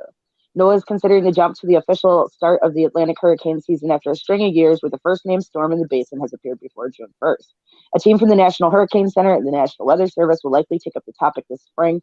NHC spokesperson meteorologist Dennis Felkin confirmed in an email to weather.com Friday. A recommendation was made at the most recent hurricane conference in December that a team be assembled this year to discuss the idea. Considerations for the team would include a determination of the quantitative threshold for adding or removing dates from the official Atlantic hurricane season, he said. Then an examination would need to take place regarding the need for and potential ramifications of potentially moving to the beginning of hurricane season to May 15th. Currently, the Atlantic hurricane season runs from June 1st to November 30th. The original dates were set in 1935 when a new hurricane warning network was set up with a special telegraph line that operated June 15th to November 15th, according to NOAA. Those dates were changed in 1965 to coincide with the first and the last days of the month. They've remained the same ever since. Meanwhile, the official storm kickoff of the season has moved up. Tropical Storm Arthur formed last year on May 16th. Marking the sixth consecutive year a storm had formed before June 1st. Before that, at least one named storm had developed before June 1st each hurricane season since 2015, some of which have had impacts in the United States and in the Atlantic Basin. In fact, tropical storms have occurred in every month of the year. Any change in dates would only affect the Atlantic hurricane season, and it would put it in line with the Eastern Pacific hurricane season. Earlier named storms are the topic of much research, especially as they might relate to climate change. Hurricanes are fueled by warmer ocean temperatures and most often occur in the summer to late fall. And now that we know that the Gulf oscillation model is actually slowing down, that means more warm water will be trapped in the Atlantic and in the Gulf because it's not going to go all the way up to Greenland and circulate and then, drop down and come back around. You want to see what my So finger we all look at So my we're finger. all. So we all. I can't right now. So we're gonna see even more potential hurricanes. Okay, because the water's just gonna stay warmer in that area. It's not gonna be able to release. So they're saying that named storms prior to the official start of hurricane season in about half of the past 10 to 15 years. Many of the May systems are short-lived, hybrid, subtropical systems that are now being identified because of better monitoring and policy changes that now name subtropical storms. The NHC has already decided on one change that signals a transition to earlier storm monitoring. The agency will begin issuing its familiar tropical weather outlooks provide the probability of tropical cyclone formation during the next 2 and 5 days. They issued 36 special TWOs before June 1st. Hurricane season dates are important not just to forecasters, but to emergency management officials who use the date for planning purposes and public awareness campaigns. Last year, it turned out to be a historic hurricane season with a record 12 named storms making landfall in the United States. See, here's my thing. None of us like hurricane season. None of us. No. We absolutely dread. Me and Scarlett, so normally on June 1st, me and Scarlett have about a 6.5 hour phone conversation that describes how we're going to do this each year. Well, Scarlett, it looks like we're moving that bitch to May 1st. They have a powwow just because, we usually do it a lot earlier, but we have seen storms even earlier every year. Scarlett, can we officially move that conversation to May 1st for 8.5 hours? Because we really need to figure out how the fuck we're going to do this for like 5 months. I know. Like, I'm not shitting. You know, I feel bad for Tim now. Fuck, because that's the start of his summer. Poor Tim. Yeah, it is. Poor Tim. I know. I know. And he hasn't been through a good one in Florida yet. So, My God. Have you ever had a man? Can you please just leave? I don't have patience for you tonight. Who? I don't. Who? You're gonna tell now. Wait a minute. Hold up. You want to say stay away from her man? I'm her son.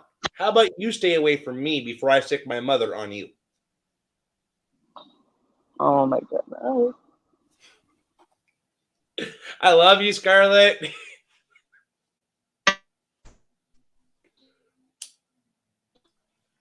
You still there? I am.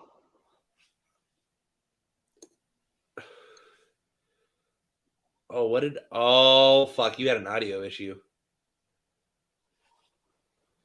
The fuck is going on with your audio? I'm good. I have a better idea. I keep forget. I'm a moderator on Twitch.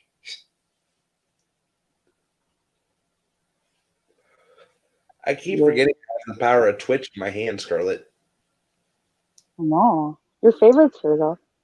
Yeah, he's not my favorite. He loves you, though. You gotta take the fans, good and the bad, bro. Good and the bad. See, look, he loves you. Yeah, I told you. I don't have the patience for him. You can watch. You just put in a 10-minute timeout for commenting. Bye.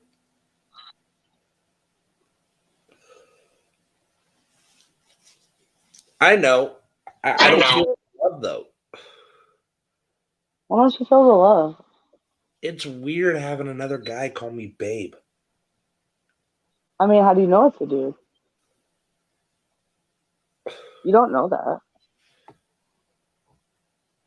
The comment. But they love it. You just gotta take what you get, Dwayne, though. Like, even if you, like, good or bad. Man, look, if he really loved me, if he really loved me, he wouldn't have waited 3 months to pop back up here. I mean, you haven't been on a lot, so I mean, they gotta take what they can get. But no, like I was saying, guys, you know, oh, by the way, Scarlett, tattoo. As soon as I find the right angle to fucking show it. Oh. I gotta You got a new one? I'm about to have a dove. I'm about to have an angel right here and a dove coming down here. Oh, Lord. Dude, this is staying a whole religious tattoo, dude. It's already religious, dude. We're just keeping it religious. That's cool. So, I'm just hoping we don't have another Harvey this year. Oh, there will be a Harvey. We already had Winter Harvey. Oh, no. Don't tell me that. They did. That's what the government even called it. Yeah, I know. People still don't have water. People still don't have food. Yeah, I know. But if People are still waiting on checks since Harvey that ain't got no checks. But if we have another Harvey hurricane, I'm not going. Like, it's gonna be some shit. And Texas really needs to start thinking about it because they had literally within 1 week a winter storm, right? That broke all their pipes and did all this, right? And then literally 1 week later, they were having rainstorms and hail and lightning catch like thousands of houses on fire. You know, how long can you live in a place that keeps literally assaulting you? I mean, Floridians could say the same fucking thing. Yeah, but they didn't just have snowstorm and hail in 1 week. And Texas and the Gulf Coast has been a target for a while. We But haven't seen much action. but here's my thing though too, is like there's a lot of shit that has been happening in Texas, and it's gonna sound so bad when I say this, but I'm not really trying to make it as bad as I sound. With some of the shit Texas is known for, I feel like God has given them what they need to realize to wake the fuck up.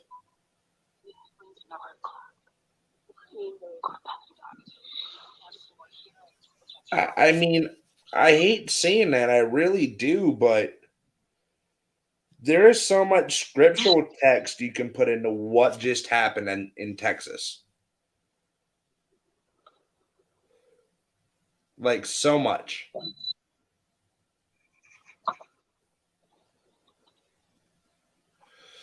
That's Like, true. you know what I mean? There is so much scriptural based text that you can go like shit.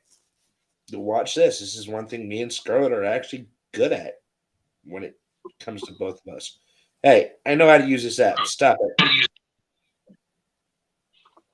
Do you? As a pastor, I hope I would. Do you? This is the thing I teach from.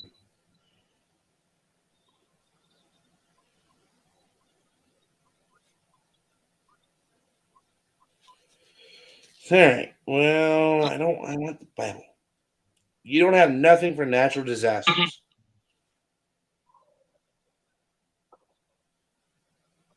I mean, Noah's Ark, bro. That's a natural disaster. All right. Isaiah 45 verses 7. I form the light and create darkness. I bring prosperity and I create disaster. I, the Lord, do all these things. You heavens above rain down my righteousness. Let the clouds shower it down, and let the earth open wide. Let the salvation spring it up. Let righteousness flourish with it. I, the Lord, have created these things.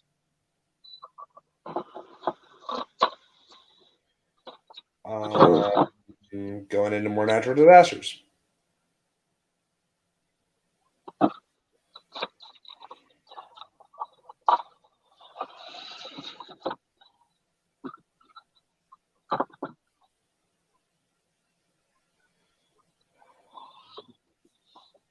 Be nice, Dwayne. Is that the only thing you have? Okay, just let me see disasters.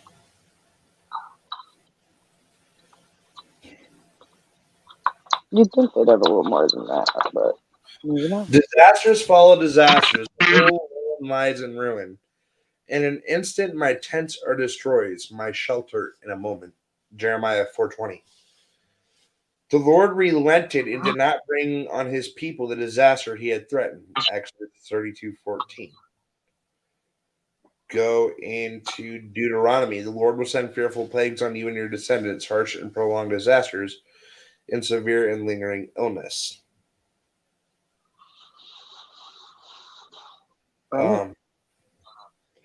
Isaiah 45:7, like I said, I form the light and create darkness. I bring all prosperity and create disaster.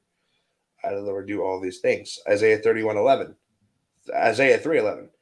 Woe to the wicked, disaster is upon them. They will be paid back for what their hands have done.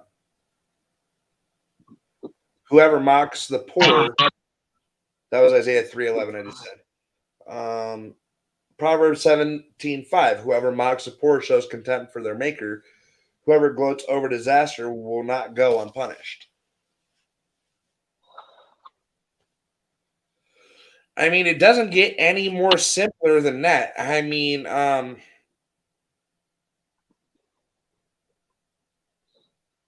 You don't. Psalms 37:19, in times of disaster, they will not wither. In days of famine, they enjoy plenty. My slander not be established in the land, my disaster hunt down the violent. I will turn and laugh when disaster strikes you. I will mock when I actually have to go into context with this one. I will turn and I in turn will laugh when disaster strikes you. I will mock when calamity overtakes you. When calamity overtakes you like a storm, when disaster sweeps over you like a whirlwind, when distress and trouble overwhelm you, then they will call to me, but I will not answer. They will look for me, but will not find me, since they hated knowledge and did not choose to fear the Lord. Since they would not accept my advice and burned my rebuke, they will eat the fruit of their ways and be filled with the fruit of their schemes. For the waywardness of the simple will kill them, and the complacency of fools will destroy them. But whoever listens to me will live in safety and be at ease without fear of harm. Now, mind you, only parts of Texas are still without water, food, electricity, right? Yeah, that's true. Proverbs. That was literally Proverbs 1 verses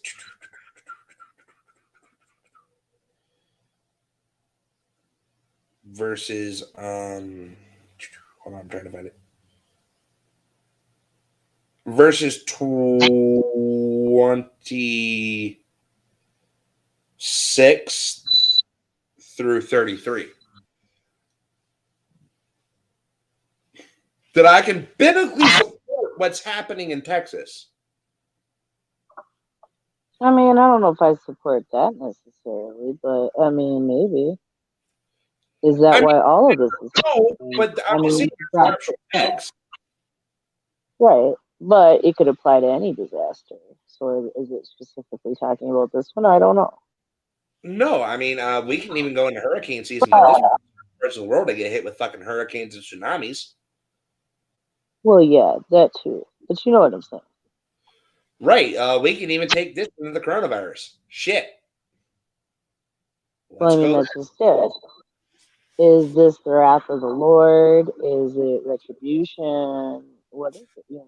I mean, me and you've kind of already figured out this is kind of the wrath of the Lord here a little bit. Like, God. Like, look at all of last year. Coronavirus, the election.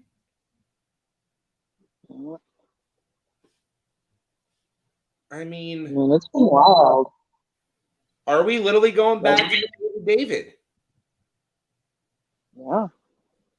What if this is literally another Goliath in our life? Right. Who knows? Yeah, that's a good You know, question. because I've been going through a Bible plan that's been talking about the story of David and Goliath. But here's my thing. Hurricane season coming on, Scarlett. This is where mine and your emotions are tested the most. That's true. This is where me and you literally get put to the test because we're up for how many days in a row sometimes? A few. What, the The longest Harvey, week? at the Harvey, I was up 5 days straight. That's the longest I've done. I think we were all up 5 days straight. And we did like 4 days when we just did like Imelda and all that 2 years ago. So. Oh my God. Fuck, dude. I was my Zello, dude. I was going through and listening to some of our conversations through there.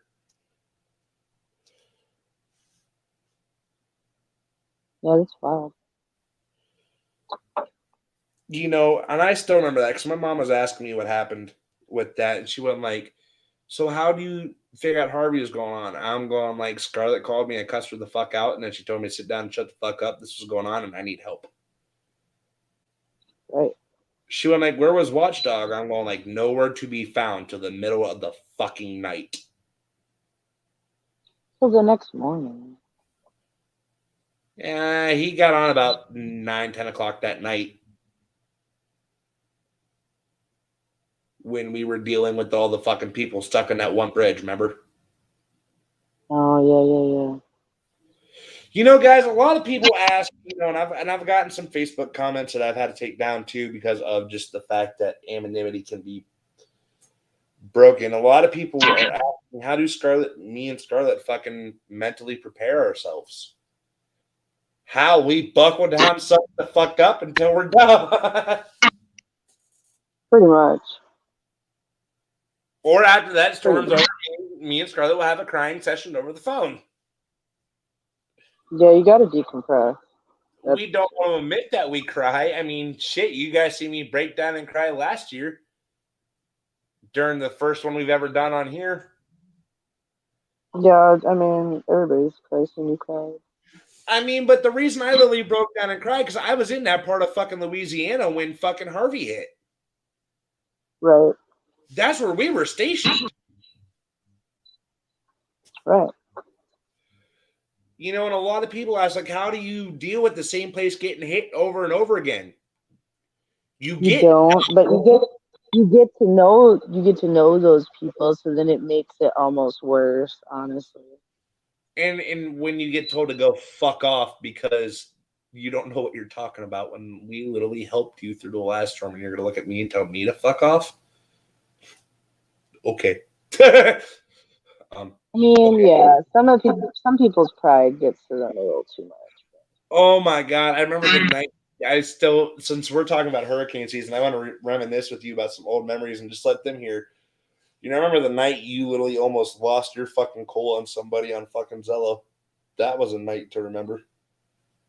I know, everybody's like, holy crap, Scarlett. Well, because you're normally laid back, relaxed, calm, cool, collected.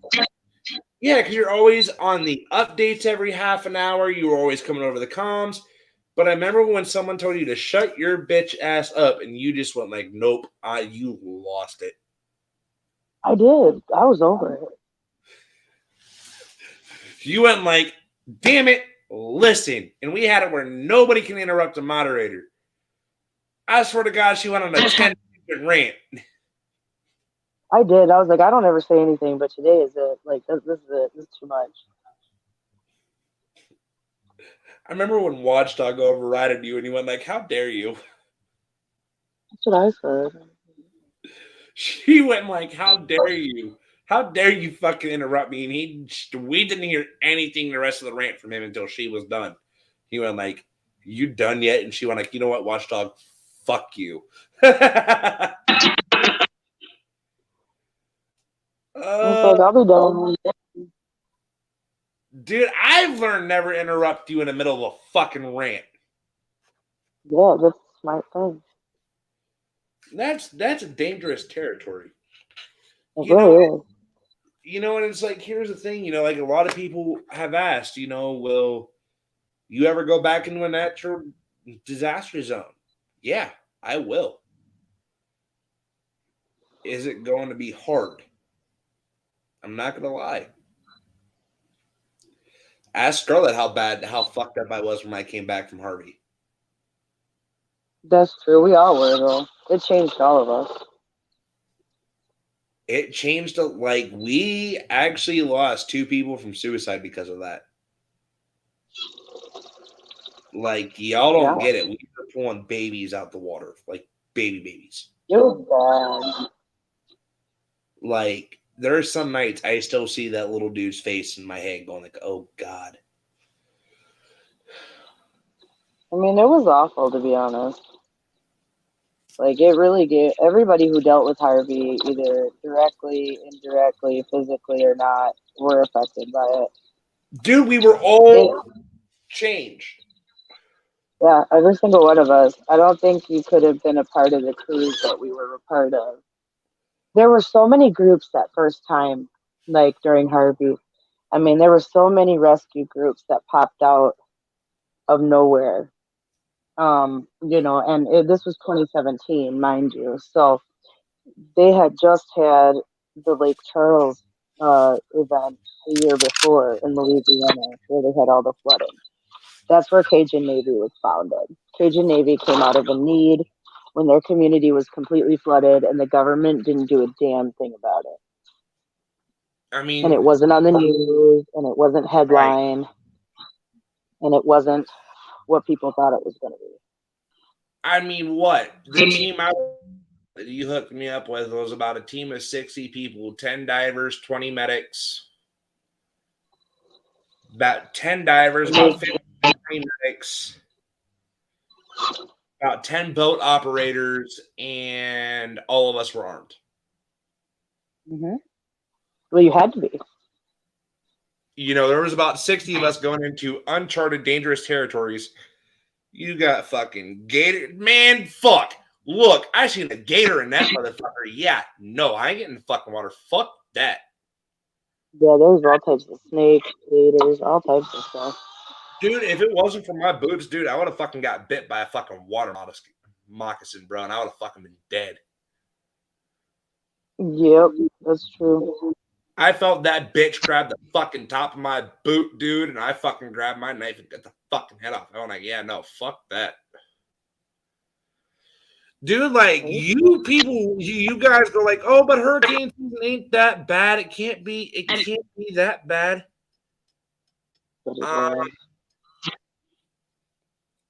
They don't tell you half of how bad it is. So, if you guys want to know how bad it is, let me say this. I was an on-ground response unit for Harvey. I got dispatched out 48 hours, 72 hours before it hit, made it within 10 from Ohio to Texas, straight. I was part of the medic team and a non-security force running with Homeland. Because of my buddy, because of an old acquaintance of mine, not a buddy of mine, an old acquaintance. Yeah, because we don't know what those people are after right now. So, yeah, and an old acquaintance. We were storing bodies in ice cream parlors.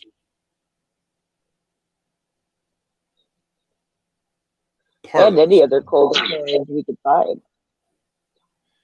Shit, dude, some bodies we had to leave in the fucking water right where they were at because it was fucking cold. Well, not everywhere was like that, though.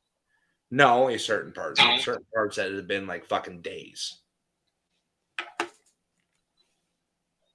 Yeah, it was sad how many people actually died and how many of those people will never be counted, just like this winter storm. You know, but guys, if you really want to see the work me and Scarlett do, fuck you. I might even do our little fucking powwow right here and there so you guys can fucking see it. Fucking see the day we start to the day we fucking till the first storm comes in. You guys really want to see what's in it? The life of two hurricane hunters? This is it. Fuck, dude. Watch this. I'll kind of engage in discussion. Scarlett, this is my question every year. Scale of 1 to 50. How bad do you think it's going to be? This year? Yeah. It's my every year question. 1 to 50. What is it? 35. See? You put me 15 before bad. Fuck you. That's our superstition. Now, here's the thing, and I want to show you a site that we use all the time. This is where we get a lot of information on storms. It is this is where we get updates, where we get plans. And for you motherfuckers out there that don't really understand this shit, you're about to, because it takes a lot of depth and a lot of map reading. Map reading has took me 4 years to understand, to read these maps. Fucking thanks Scarlett for that one, because I wouldn't know how to read shit. I don't know. I didn't know how to read millibars. I didn't know how to read fucking nothing.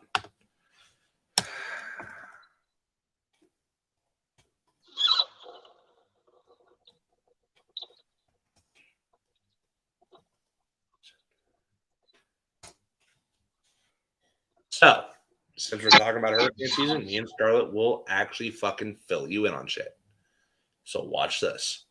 Pay attention too. For you people out there going like, I don't know how to do this. All right. So the main tool we use is the National Hurricane Center. The most predominant tool that anybody who hunts hurricanes, like Reed Timmer, we use him a lot on Facebook. Right here is a map that we use. It's in grids, which you can see the different grids pop across my screen. So one of the most grids that we actually use, data and tools, is we use tropical cyclone reports. We use marine and advisory text products. We use We use the tropical forecast outlets like they were talking about in that article. Yep. Tropical cyclone advisories, tropical cyclone forecast verification, aircraft renaissance, archive deadliest costly most Atlantic storm, Central Pacific hurricane history, spaghetti models, which are fucking hard to read if you don't know what the fuck you're doing. Actually, can I pull up a fucking old? Do they have their old spaghetti models up? Tropical tidbits would, but you got to go deeper now. You got to go in the NOAA archive for that. Oh, let's go into it. NOAA archived weather data. Alrighty, historical data. Yay! You bitch. I clicked the site. Stop being a douchebag tonight. Guys, also, this does take a lot of shit. Where the fuck is Scarlet? Where the fuck would it be?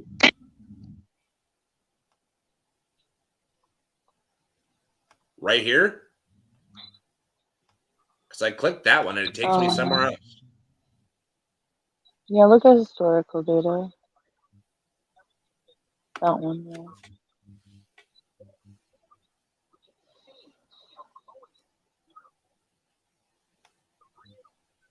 Okay, then go down to NOAA weather historical data. That one.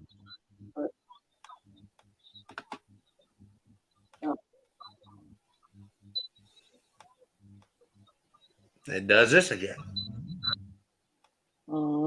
That's weird. National Oceanic.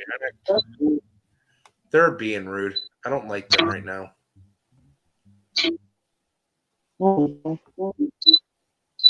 My computer's just being rude. Why is my computer being mean to me?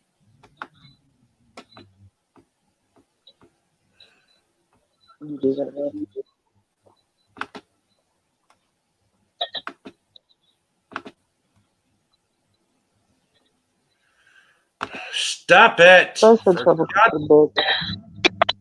Tropical tidbits. Let's try that. Yay! Is my computer gonna be nice to me now? Cool. All right. So, aircraft recon, satellite imagery, forecast models, and analysis tools.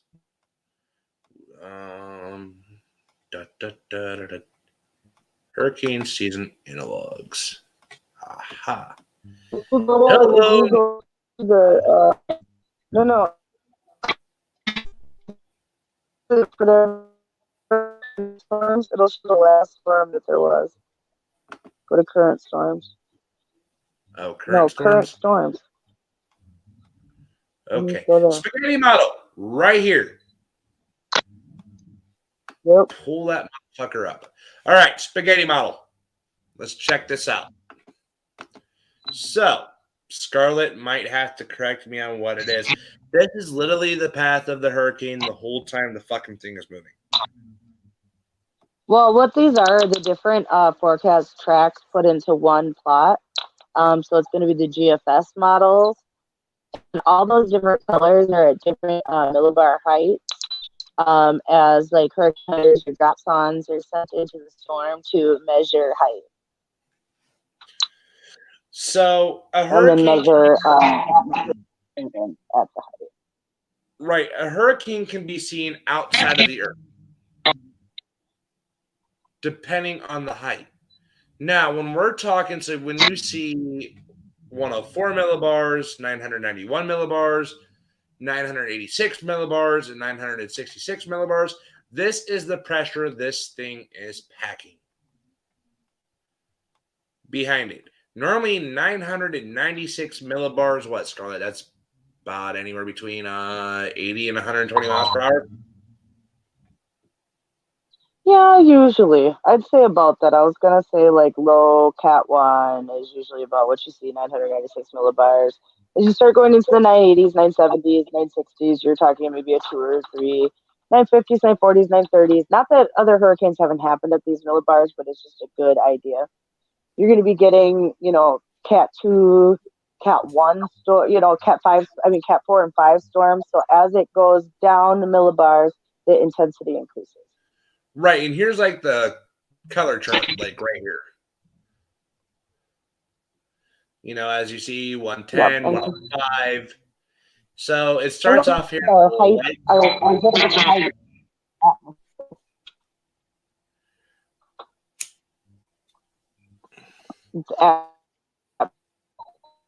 Right. Now, the lowest we've seen a hurricane drop in a millibar storm, which was Harvey, which ran about 925 millibars.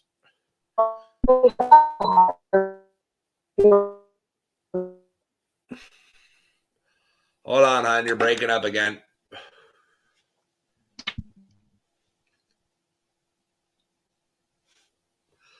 You there?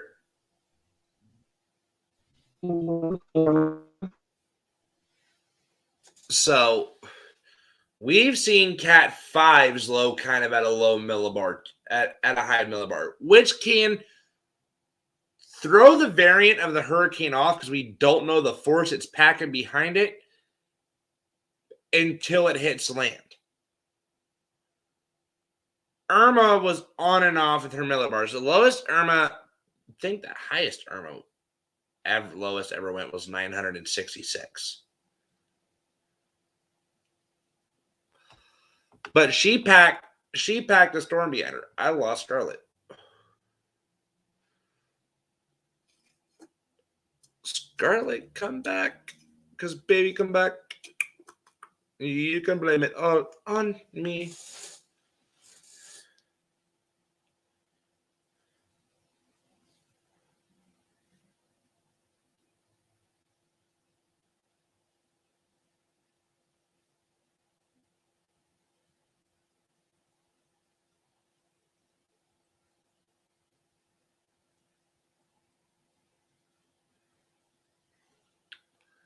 Guys, I don't know if she's ever going to come back. We're going to try calling her phone.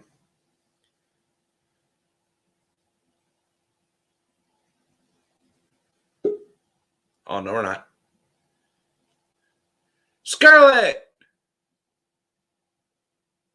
Can you hear me?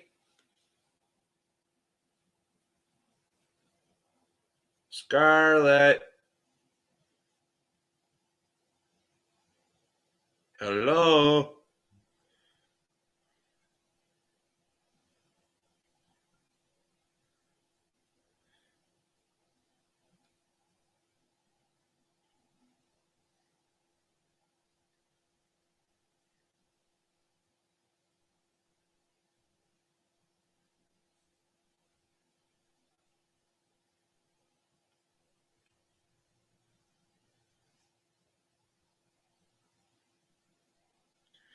God damn it, StreamYards, leave her alone.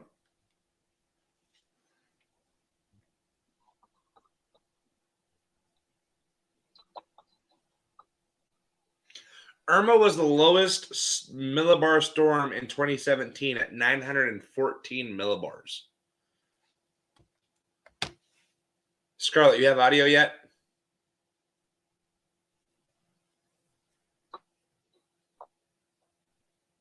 I hear something moving around.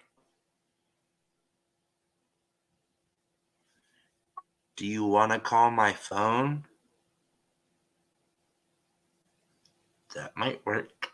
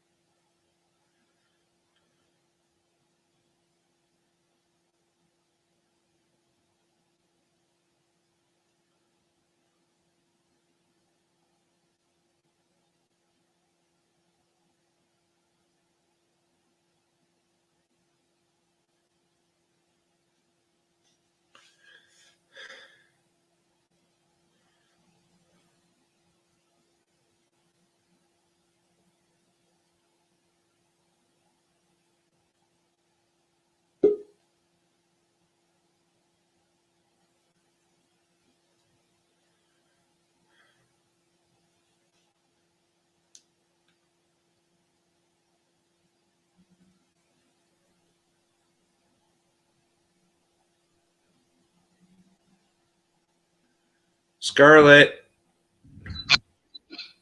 I heard you. I hear you. Whatever you just did, I heard you. Irma was the lowest one. Yeah, she was the lowest millibar. So this right here, the one I have up, I'd put this anywhere between a Cat 2 and a Cat 3 storm. Right here. Can't hear anything now. What's that? Can you hear me? Scarlett. I'm back now. I don't know why it keeps going out. I don't know, but after this, after we explain this, I think I'm gonna pop off because I'm starting to get fucking tired of shit. Me too. So Irma, like I said, dropped to 916 millibars. Harvey was, I say, about 935, 940. Might have been 925. But running as a Cat 2, Cat 3 hurricane, you normally drop down into that kind of that millibars. You're looking at a 4 or 5, which, as I said, the millibars in the category can really fucking overthrow each other. If you have one fucking hurricane that's at a Cat 4, but running off of 950 fucking millibars, which is what we've seen with Harvey.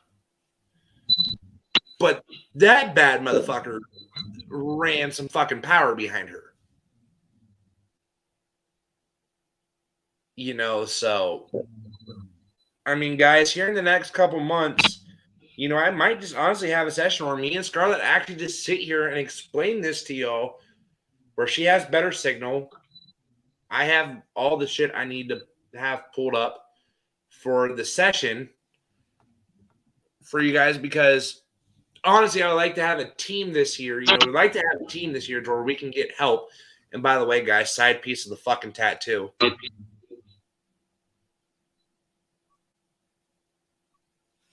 Dad's first name, last name, birth date, death date, cross.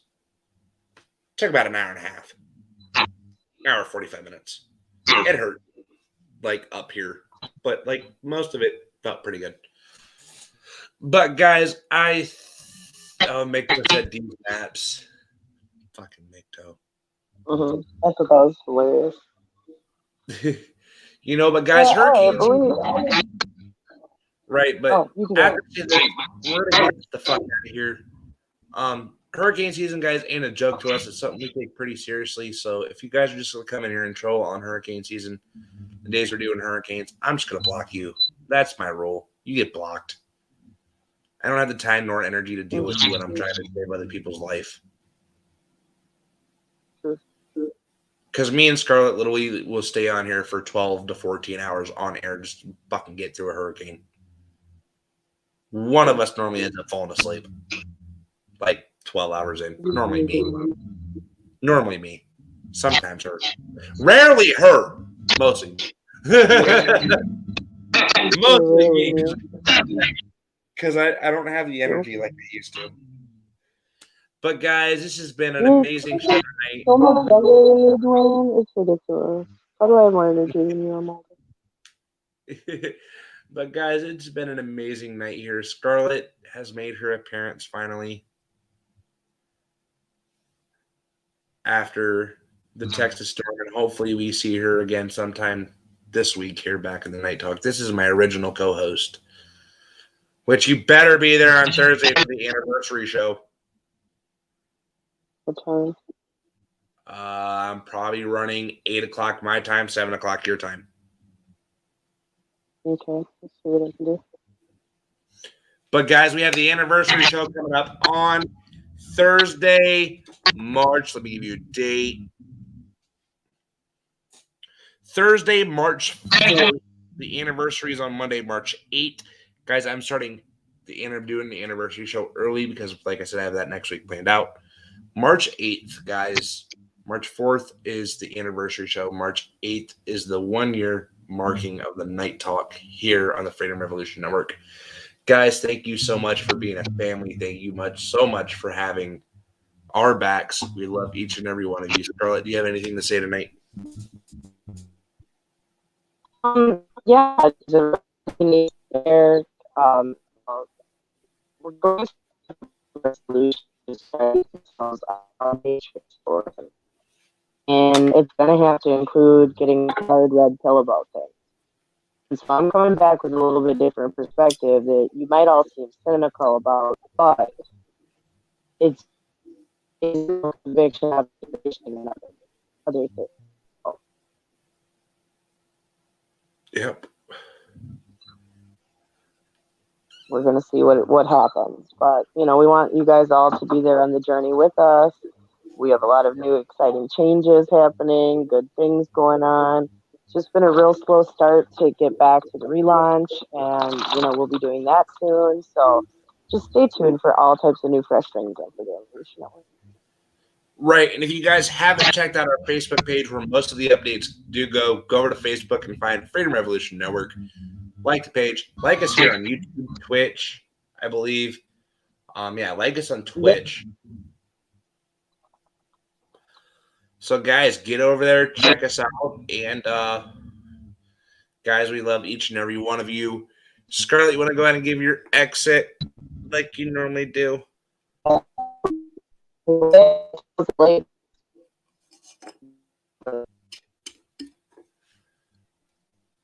And